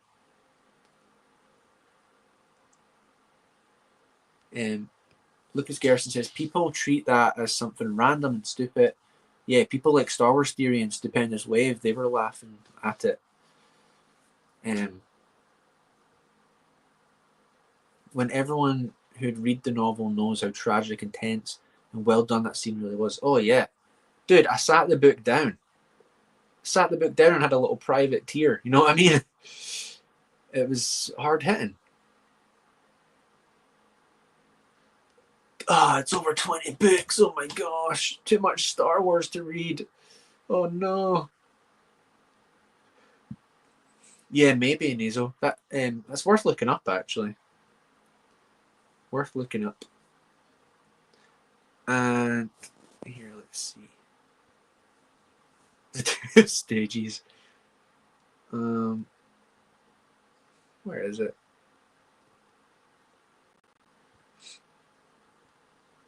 Can't find my clips. Must be further up.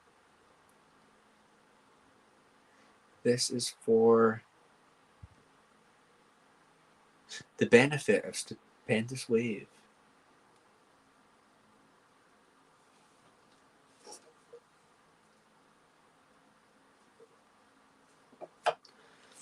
That's pretty funny because me and Pierce had like the same idea at the same time for a clip like that. His looks better though.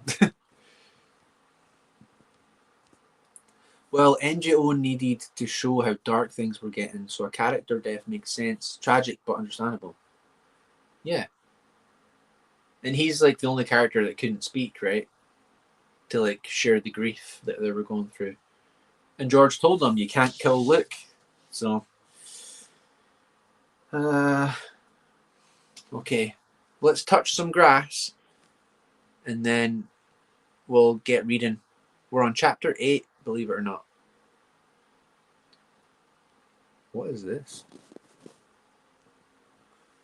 We'll touch some grass and then we'll read it. I don't spend my day in from the time I wake up to the time I go to sleep thinking about Star Wars and lore and all this. Like, I got other stuff going on. I actually have a life to live. You know, go out and touch some grass, people. Get outside. Go take a walk. Go ride a bike or something.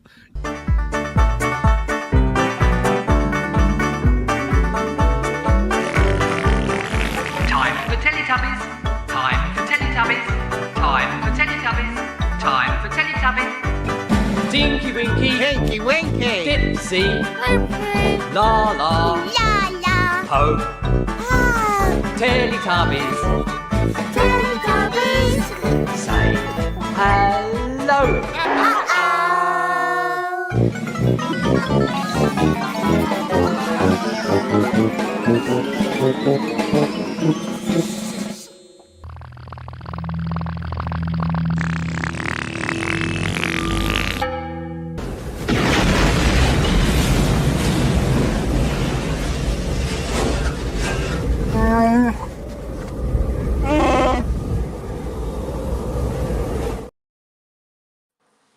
Taku doesn't like the Teletubbies.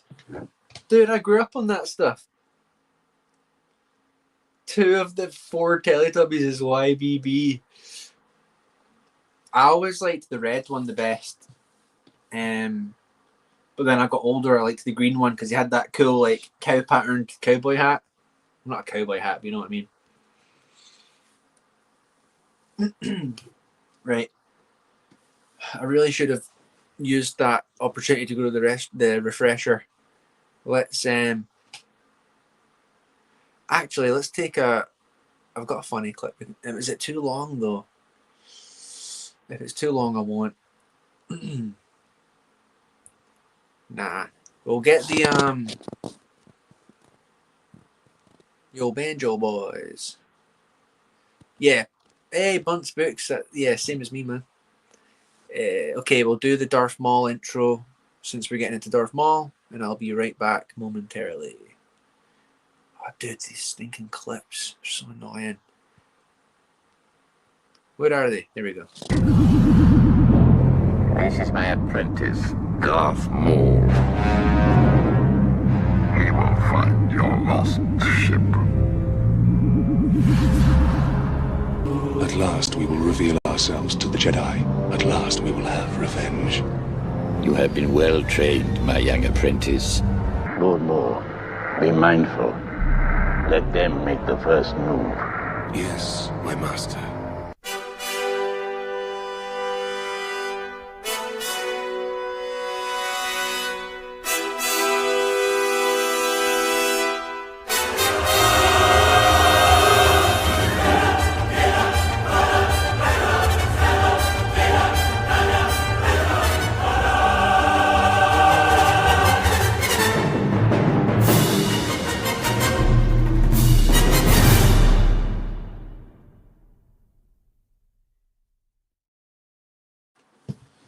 Just made it. Let's see. I don't think we're going to go for 5 chapters again, guys. We'll see. Maybe a couple.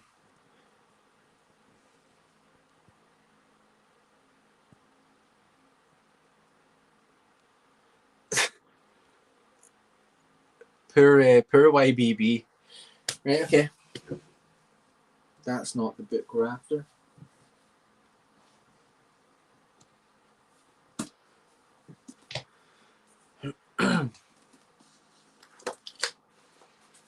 Chapter 8. Nice one.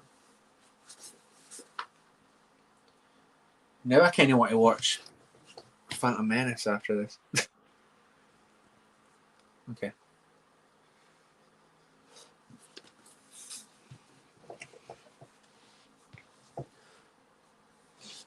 Ugh. Lorne awoke feeling like a herd of banthas that stampeded over him. He risked opening one eye. The light in the cubicle was very dim, but even so it felt like a blaster beam had fired straight into his eye and up the optic nerve to his brain. He groaned hastily, shut the eye, and wrapped both arms around his head for good measure. Somewhere in the darkness he heard I-5 say, "Ah, the beast awakes." "Stop shouting," he mumbled. "My vocabulator is modulated at a median level of 60 decibels, which is standard for normal human conversation. Of course, your hearing might be a trifle oversensitive, given the amount of alcohol still in your bloodstream." Lorne groaned and tried, unsuccessfully, to burrow into the sleeping pad. "If you're going to continue such behavior," I-5 went on remorselessly, "I suggest having a few healthy liver cells removed. If indeed you have any left, and cryogenically stored, since you may need the particular organ cloned in the near future. I can recommend a very good MD5 medical droid of my acquaintance." All right, Lorne sat up, cradling his aching head in his hands, and glared at the droid. "You've had your fun, now make it go away." The droid feigned polite incomprehension. "Make it go away? I'm just a lowly droid. How can I possibly?" "Do it, or I'll reprogram your cognitive module with Bilk's blaster." I-5 gave a remarkably human-like sigh. "Of course, I live to serve." The droid paused for a moment. Then there issued from his vocabulator a low, trilling tone. It warbled up and down the scale, seeming to resonate in the small cubicle. Lorne sat on the bed and let the sound wash over him. Let it reverberate in his head. After a few minutes, the headache began to lessen its iron grip, as did his nausea and general malaise. He wasn't sure exactly how the wordless song of the droid accomplished it. However, something about the vibrations made it the best hangover cure he had ever come across. But no cure comes without a price, and Lorne knew that the price of this one would be having to put up with I-5's smug superiority for most of the day. It was still worth it. When I-5 finally let the sound trail off, Lorne felt remarkably better. He wouldn't be doing any zero-G calisthenics at the Nullgrav Spa over at Trantor Center today, but at least he could think of doing them someday soon, without feeling like throwing up. He looked at I-5 and found himself wondering once again how a droid with only one fixed facial expression and limited body language could manage to look so disapproving. "Are we all better now?" I-5 inquired with mock solicitousness. "Let's just say I'm willing to hold off on that reprogramming, for today at least." Lorne stood up, somewhat carefully, as his head still felt like it might topple off his neck if he moved too quickly. "Your gratitude overwhelms me, and your sarcasm underwhelms me." Lorne went into the refresher. splashed cold water on his face, and ran an ultrasound cleaner over his teeth. I might actually be able to be in the same room with some food, he said as he came out. Time enough for that. First, I think you should have a look at these messages that came in while you were comatose. What messages? It was too much to hope that Zippa had decided to sell him the holocron after all. Nevertheless, he knew I-5 wouldn't have bothered keeping the communication unless it was important. These messages, the droid replied patiently, and activated the message unit. A flickering image of an enormous, blubbery body formed in midair over the unit. Lorne recognized Yanth the Hutt. Lorne. Lorne, the image said in a deep voice. I thought we were going to meet sometime today to discuss a certain holocron you wished me to look at. Oh. It's not polite to keep buyers waiting, you know. Oh.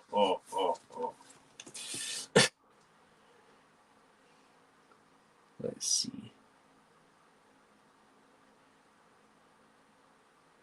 Okay, we're doing good.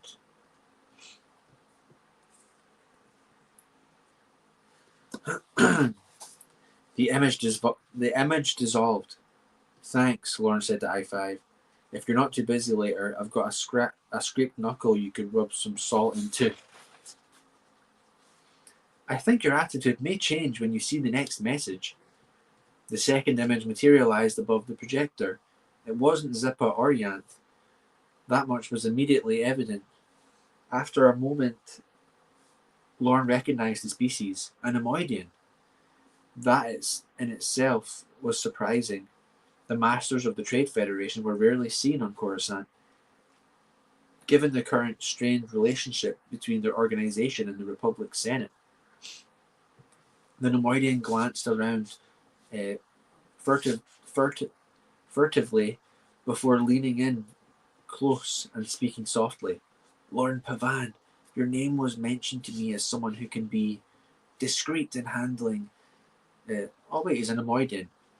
Lord Pavan, your name has mentioned to me as someone who can be discreet in handling sensitive information, he said in the gurgling tones of his kind. I wish to discuss a matter that could be very profitable to both of us. If you're interested, meet me at the Jubak Inn at 0900. Tell no one of this. The three-dimensional image winked out. Play it again, Lorne said. I-5 complied, and Lorne watched the message a second time, paying more attention to the Nemoidian's body language than to what he was saying.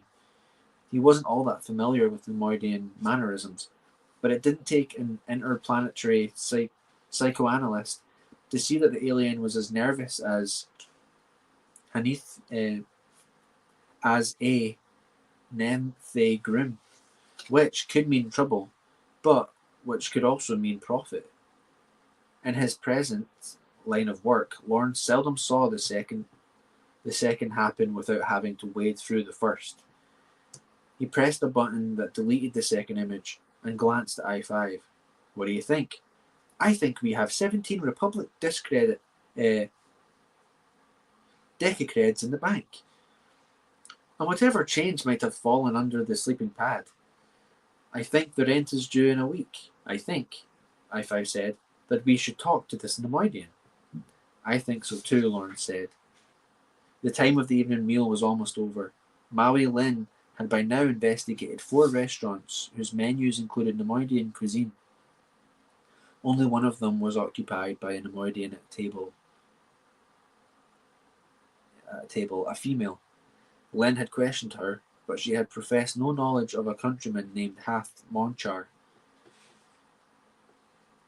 She had, however, told Lin of another eatery in the area that her kind had been known to frequent. It was a small tavern called the Jubak Inn, one of the few drinking establishments in the sector that featured agaric ale, a beverage most Nemoidians were extremely fond of. Lin decided to check it out. It had not been terribly difficult to find Lorne Pavan's dwelling cubicle. As Darth Maul approached it, he saw the door open. A human and a droid, the latter one of the Protocol series, emerged. Maul quickly faded back into the shadows of the underground thoroughfare and watched them pass. Both matched the descriptions he had been given by the Baragwan bartender. Excellent. With any luck, they would lead him to his prey. He followed them at a safe distance, making use of shadows. Shadow hunting. That's the name of this book. He followed them at a safe distance, making use of the shadows and concealment when it was available, and trusting to the cloaking power of the Force when it was not. The human and his droid had no idea they were being followed. He would tail them until they contacted the Nemoidian, and then he would take what action was appropriate. Maul could feel the dark side surging within him, filling him with impatience, urging him to complete this assignment as quickly as possible. This is not what you were trained for, he thought. These are not prey worthy of your abilities. He tried to dismiss these thoughts, for they were heretical.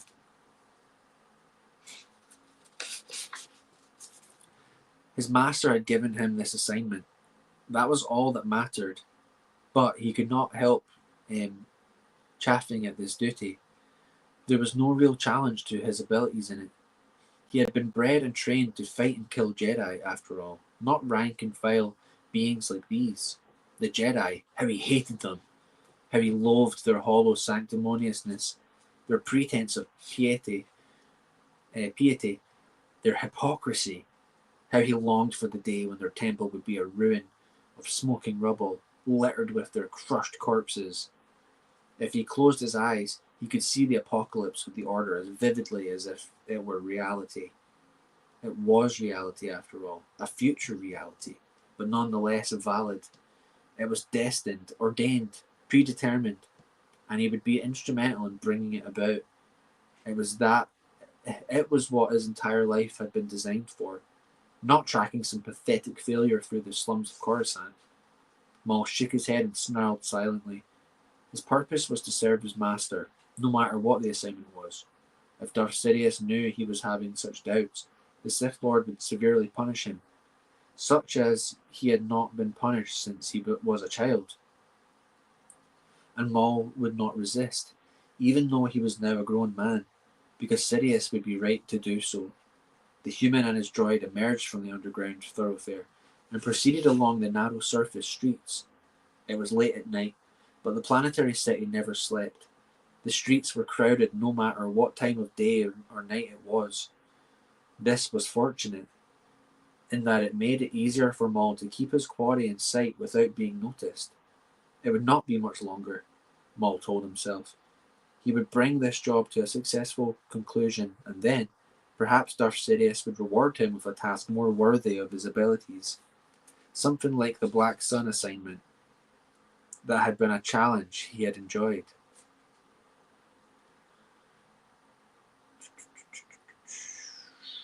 Is that a reference to, obviously, retroactively, like the Lockdown book?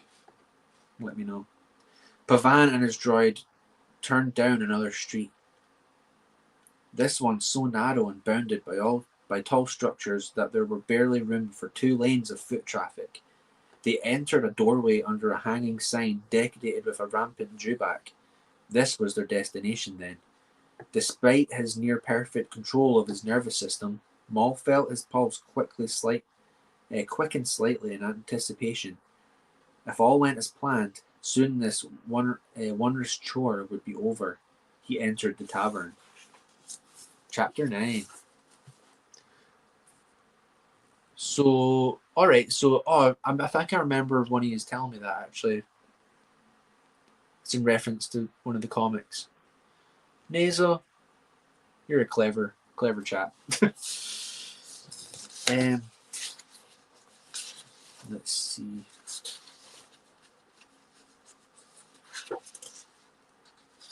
Let's do one more chapter. We'll get us up to chapter 10. Lorne looked around the dingy, ill-lit interior. The Dewback Inn was even less reputable looking than the glowstone, and that was saying something. There weren't many customers, but each one that he noticed looked like he or she or it had seen their share of combat. Lorne noticed a Deveronian with one horn missing, a piebald Wookiee, half of whose hair had apparently been singed off, and a Sakayan whose bald head was stitched with ridged keloid tissue, among others. I-5 surveyed the room as well. It just keeps getting better, the droid said. Lorne noticed a sign above the bar that read, "No droids allowed in basic." He also noticed several of the patrons looking suspiciously at I-5. "I think you'd better wait outside," he told the droid. "Sorry." "I think I can deal with the rejection." I-5 went back outside.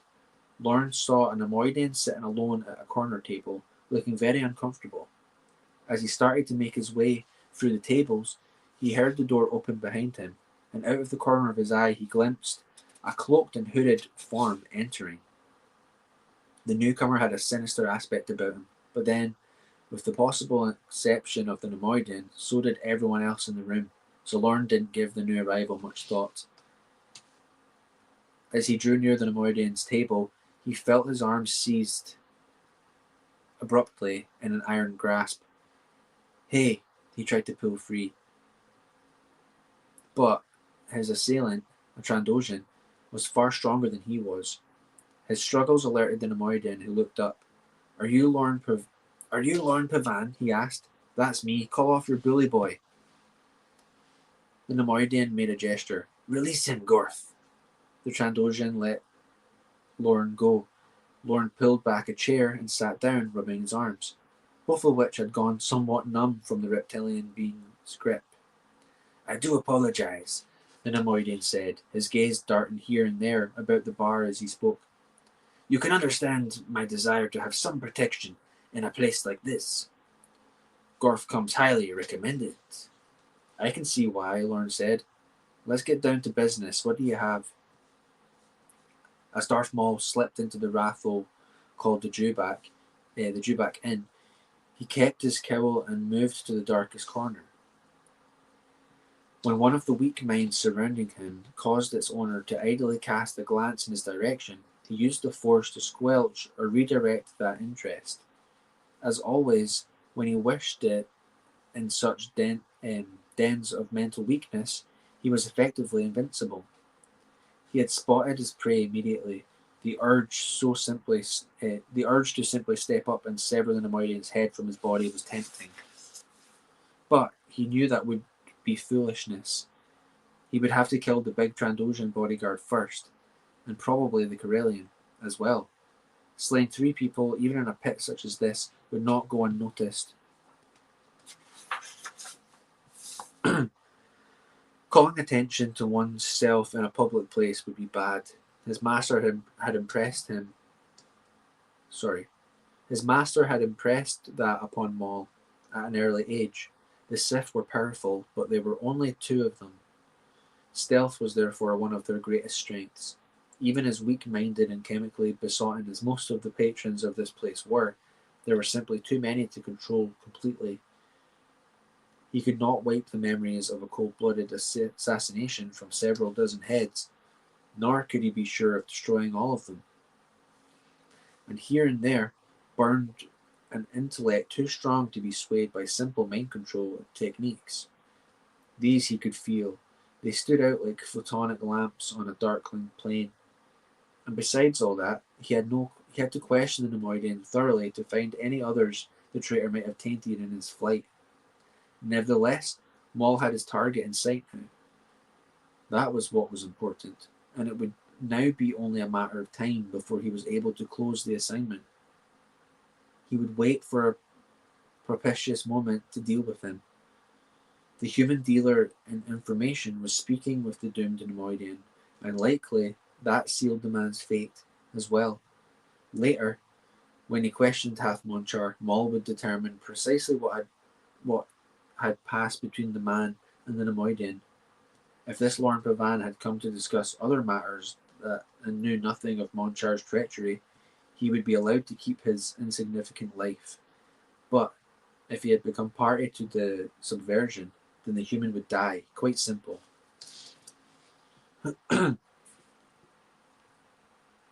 Maul's a savage. Let's see.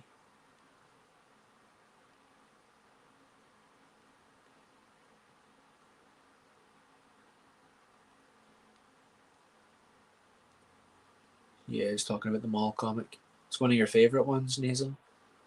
I think, Seth, you were showing us those, weren't you? On the Discord.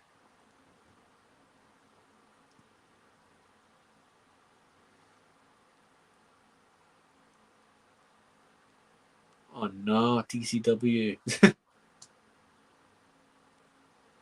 I do still have to ask James Zeno why Darth Plagueis takes such a huge dump on the Ron Marsh. That could be a question you ask him, Nazo, at the Legends Con. Why did you put the Darth Maul Dathomirian thing in Plagueis? Like, when you read it, it's just kind of like, it's different than the rest of the book. Eh? It's like you just put it in there, didn't expand on it really.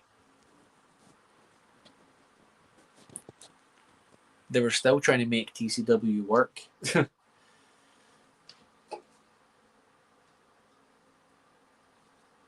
But it just can't.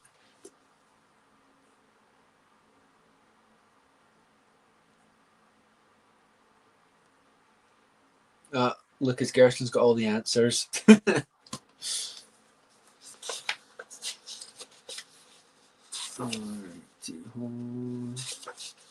Alright, we can do this. We can do it. What time are we on? Okay, we can do this. Where'd I get to? Maui Lin trekked through the back streets and alleys, searching for the Dewback Inn. She was certainly not over-impressed with this area of Coruscant. The surface streets in this sector were all twisted turnings and narrow byways, teeming with gutter scum looking for an easy mark. Lin, armed to the teeth as she was, did not present such an easy target, and the strong-armed thieves and head-bashers watched her pass, but stayed on their own ground. Smart enough to recognize danger when they saw it, Lin wasn't particularly worried about her safety. She had been in much worse places than this and survived. It was largely a matter of attitude. She projected confidence and an air of danger as she walked, an aura that made it clear that at the first sign of trouble from any of this riffraff, the troublemaker would find her, or itself a smoking corpse on the greasy walkway, to be quickly picked over by the rest of them. She came to an intersection, hesitated briefly, then chose the right fork. Another person could easily get lost and stay lost in this maze. But Maui Lin had honed her sense of direction in scores of such places around the galaxy, and she knew she would eventually arrive at her destination. She always got where she was supposed to go, and she always came out on top when she got there. She was, quite simply, the best at what she did, as Half Monchar would soon find out.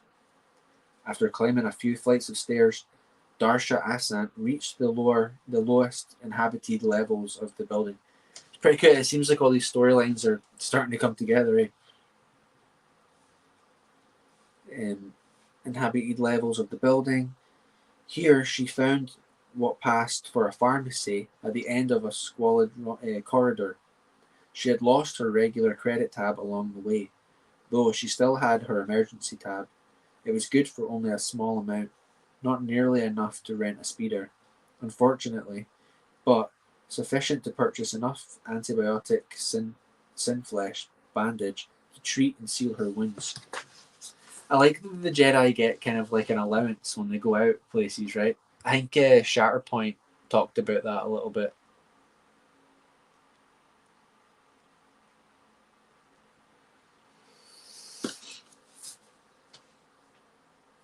And even hire a taxi if it didn't have to go far. Her robes were in pretty sad shape as well, but the emergency fund was not up to covering replacements for those. No matter, she had more important things to worry about than her wardrobe. Feeling somewhat better after she smoothed the healing synflesh into place, she looked for a quiet spot, preferably one with walls to protect her back and sides, to ponder what she should do next. There was no way to sugarcoat her situation, She was quite simply ruined. She had lost her charge. The Hawkbats were no doubt picking clean at the Fondarian's bones by now. She had lost her transportation to a common street gang. Her comlink was shattered. The mission, in short, had been a complete and utter disaster. Master Bondara had been right to wonder about her ability. Darsha sat down on a graffiti-scarred bench and sought to center herself as she had been taught. It was no use. The stillness that a Jedi should always operate from was nowhere to be found. Instead, she felt grief, sadness, anger, but most of all, she felt shame. She had disgraced herself, her mentor, and her heritage. She would never become a Jedi Knight now. Her life as she had known it, as she had expected it to be, was over. Maybe it would have been better to have died, to have been eaten by the Hawkbats. At least she would not have to face Master Bondara, not have to see the disappointment in her mentor's eyes. What was she going to do? She could find a public comm station. Some of them would work, even down here, and call for help. The council would send a Jedi, a real Jedi, she thought bitterly, to come and fetch her. She would be escorted back as if she were a child, taken into custody so that she could do no more damage. She envisioned entering the temple with such an escort. That would be all that was needed to make her shame complete. Darsha clenched her jaw muscles. No, that wasn't how it was going to go. She had failed her mission, true enough. But she still had her lightsaber, and she still had some pride. If only a trace of what it had been. She would not call for help. She could find some way to return to the council under her own power. She owed that much, at least to Master Bondara, and to herself. She took a deep breath, let it escape slowly, and once again sought calmness in the Force. Her path as a Jedi Knight was done. There was no way to change that. But she could deliver herself to that judgment without begging for help. She stood, took another deep breath, and blew it out. Yes, at the very least, she could do that much. This is really good writing. It flows really well. The Hawkbats, yeah. Lorne could not believe his luck. Finally, it looked like things were taking a turn for the better. Carefully, so as not to reveal his enthusiasm, he said to the Nemoidian, "And you say you have recorded all this information? The details of impending blockade, and the fact that the Sith are behind it, on a holocron?" "That is correct," Monchar replied. "And may I see this crystal?" Monchar gave Lorne a look that was plain to read, even given the differences between Nemoidian and human facial expressions. "What am I, stupid?" Aloud he said. "I would not carry it around on my person in such places. Even with Gorf as a protector. The holocron is safely stored and guarded elsewhere." Lorne leaned back. "I see. And you would want to sell it for how much?"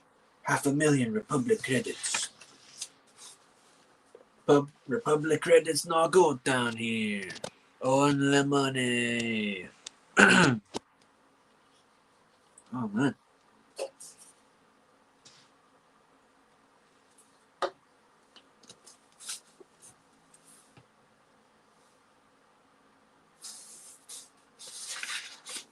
Lorne grinned. The way to play this was cool and easy.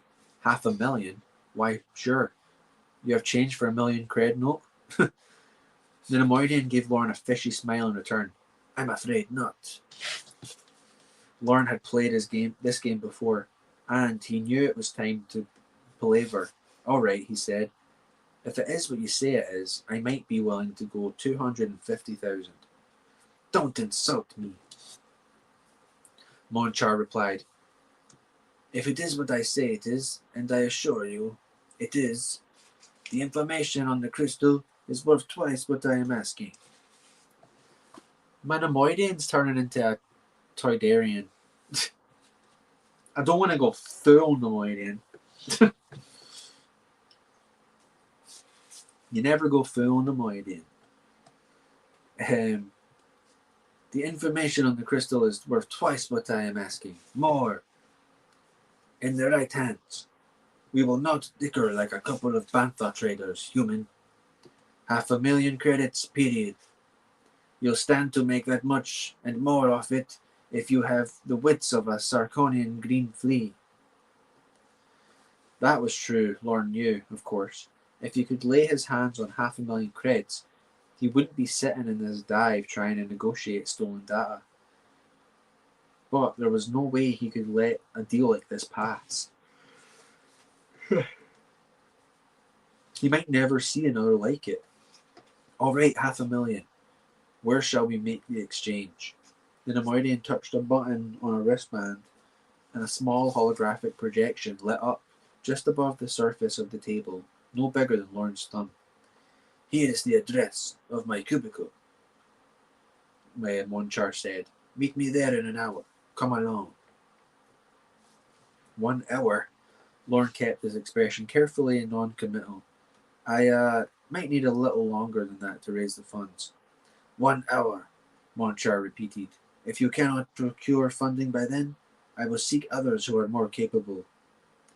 I am told there is a Hutt, Yant by name, who would be more interested in this commodity. I know Yant. You don't want to deal with him. He's shiftier than a crystal snake. Then bring me the money, or we will consummate this transaction. Lorne memorized the address and nodded. Monchar shut the holo off. Okay, no problem, Lorne said. I'll see you in an hour. He stood and wended by his way toward the door. Outside, I-5 was waiting. Well, the droid said, as they walked down the narrow street. Lorne explained quickly as they walked. So we've got an hour, actually, 55 minutes to raise 500,000 credits. He looked at the droid. Any thoughts? It is an excellent opportunity, to be sure.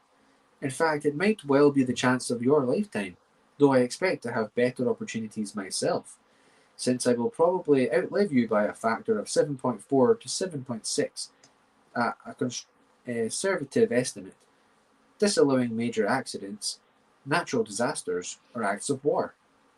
We're on the chrono and you're discussing actuarial tables.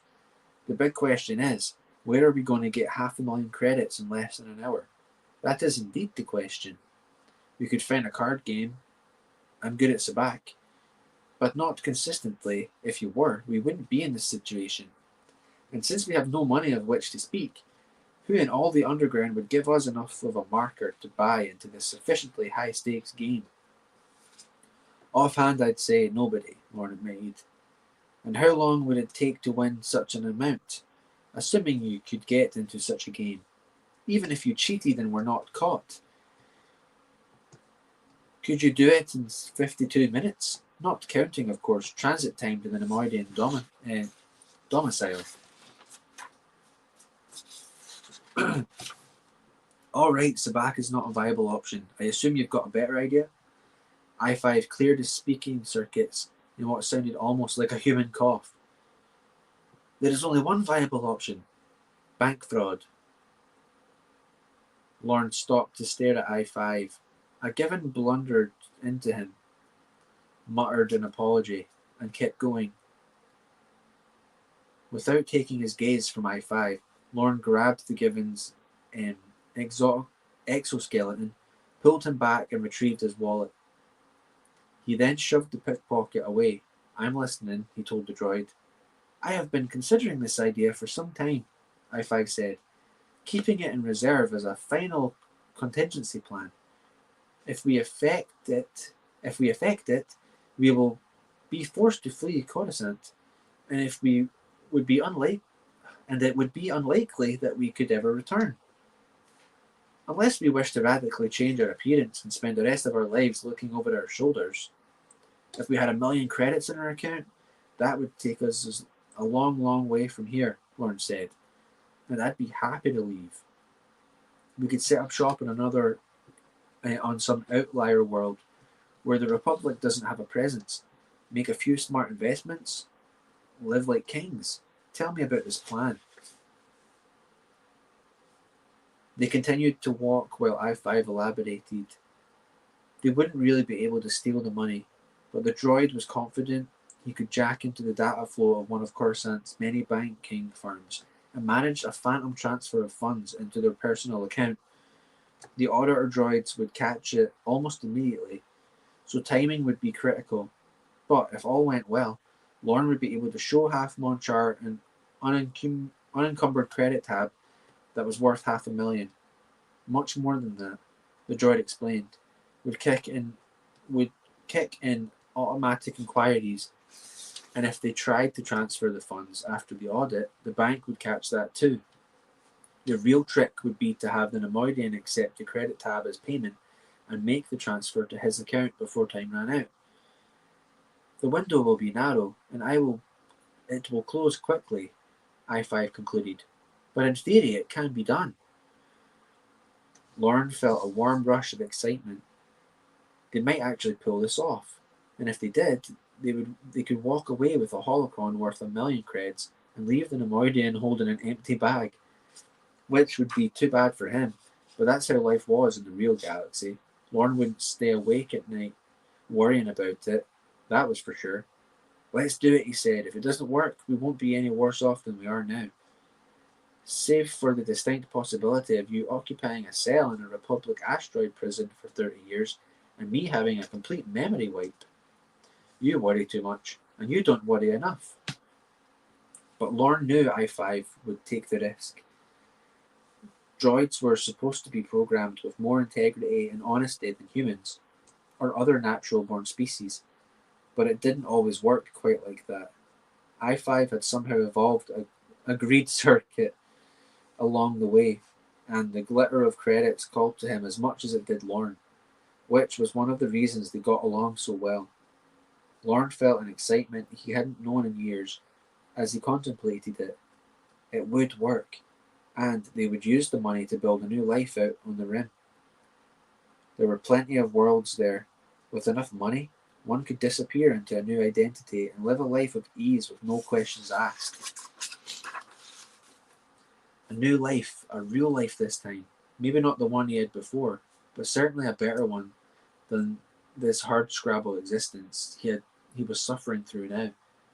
Of course, it would mean leaving behind any possibility of ever seeing Jax again. So what? A savage voice in the back of his head asked, like there's any chance of all of that now. That's in the past. It's time you started living again. Yes, far past time, in fact.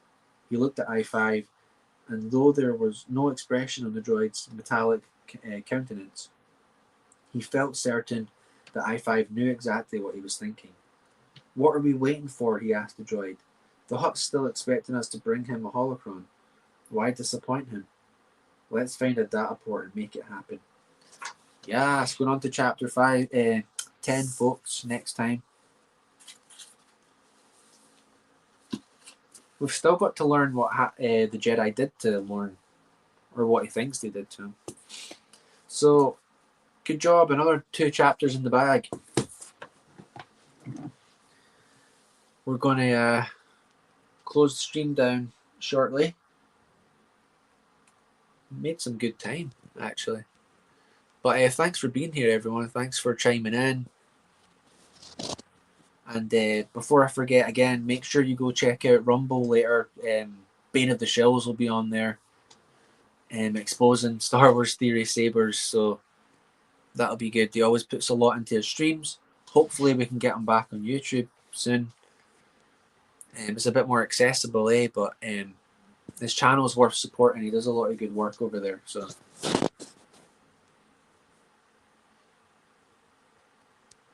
yeah, man, 2 more chapters done. So I won't waste any more of your time. The glow polls, I won't waste any more of your time. Thanks for being here. I'll get you a clip and then we'll get on out of here. But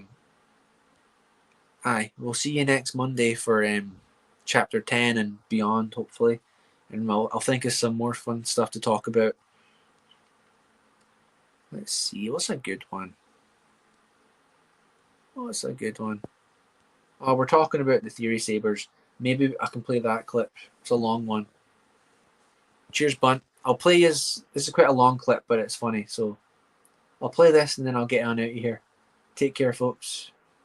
Star Wars Theory is a Disney shill. Star Wars Theory is a Disney shill. He's a giant Disney shill. The truth is, your boy, Star Wars Theory, is a Disney shill. I mean, the tickets, we've all bought multiple tickets to all of the Star Wars John Boyega movies. I mean, that's just one right there. We bought products for The Force Awakens, products for The Last Jedi. Each of us has probably spent thousands of dollars supporting these Star Wars sequels. I mean, take away content and you just talk about cold hard cash. We've given that too. Yeah. So it's just disappointing where we want this to succeed. We want it to do well. It's pretty hard to get under my skin. And even then I'll just expose you. Right. It won't be good. And content creators today, a lot of them really aren't creative, I don't think. And I really don't think a lot of them have talent. And a lot of them, I don't think they really know what they're talking about. So I think, a lot of them just become paid out shills because then they get invited to all these events. I did post a screenshot of myself having a phone call, an incoming call from Lucasfilm themselves. Now, while I can't talk about a lot of the things that went on in that call for obvious reasons, I do want to announce something that I can talk about. So, courtesy of Lucasfilm, they are giving me an all-access media badge to Star Wars Celebration for the entire duration of Celebration. And I'm going to be doing a lot of work with Lego Star Wars while I'm there. So, I am beyond excited for this experience. So, a big thank you to Lucasfilm for giving me a media badge so I can attend the event. Thank you to those big companies that support me and like what I'm doing. And it's truly awesome. Did you guys ever go to the Battlefront 2 when EA sent us out to Sweden a bunch of times? You guys went to Sweden? that, right? No, I went to Germany. I went to Gamescom. Like they sent me to Gamescom. I saw Gamescom. you there. I think if there's a few of us left, at least, which there are, you, me, Dash, Critical Drinker. Oh, okay. Where do we go from here? It's either going to be The Phantom Menace or possibly Solo. I mean, this is rough now, and I'm not highlighting either of these movies as being good, but I'll probably go. I'll go for Solo. Okay, I agree with you on that. Mauler, a few others who just speak their mind and aren't bought out. We'll at least be able to put the pressure on, kind of just showing the media that like what we really think. In a world full of people that are just bought out, I think it's important to have a few real fans that aren't afraid to voice their opinions for getting canceled or whatever it might be. Now the con is over, let's go to Disney World. Hell yeah! Siri? Yes, sir. I thought so. Nice to meet you. Nice to meet you too. Yeah, we got to get tickets for everybody. Yeah. All right. You'll go through screening area down this way. Yeah. It'll be the first 3 buildings down that way. Okay. Like right underneath the animal kingdom side. Okay. Thanks, right. man. Cool. Bye. I had to put my fingerprint in. It's like $3,000 at Disney. Here you go, Disney. Enjoy. Thank you very much. I feel like the fandom is reborn. I really enjoyed this movie. It wasn't perfect, but it was great, and it was a good conclusion to the sequel trilogy. I really loved it. This was really an exceptional ending. And I really enjoyed it. I thoroughly enjoyed the film. And it was a beautiful ending to the sequel trilogy. And, so far as the entire saga, sure, it wrapped it nicely in the end. I mean, what more do you... If anyone is going to hate on this episode, I'm going to seriously question their allegiance to George Lucas and Star Wars fandom. Like, I really will be like, what more do you want? Like, I think for me, while it was definitely canon breaking, and there's no way around it, it is canon breaking. It should not happen. Now, do I want it to happen? Yeah, absolutely. At the end of the day, yes, it definitely goes against canon. Against George's canon, but now it's something different, and I honestly don't mind. I don't really pride myself on knowing everything about Star Wars, and I don't. I really don't. But, the first 6 films, I haven't met a single person that knows it better than me. I don't, for example, care that Anakin is straight. I mean, for all I know, maybe he's just a closet homosexual, and he's just trying to fit in, and he's, into Padme. I don't know. I really don't know. It does not change Anakin or his character or his story for me. It's pretty hard to get under my skin, and even then, I'll just expose you. Right. It won't be good. All right. Take care now. Bye-bye then. Loser.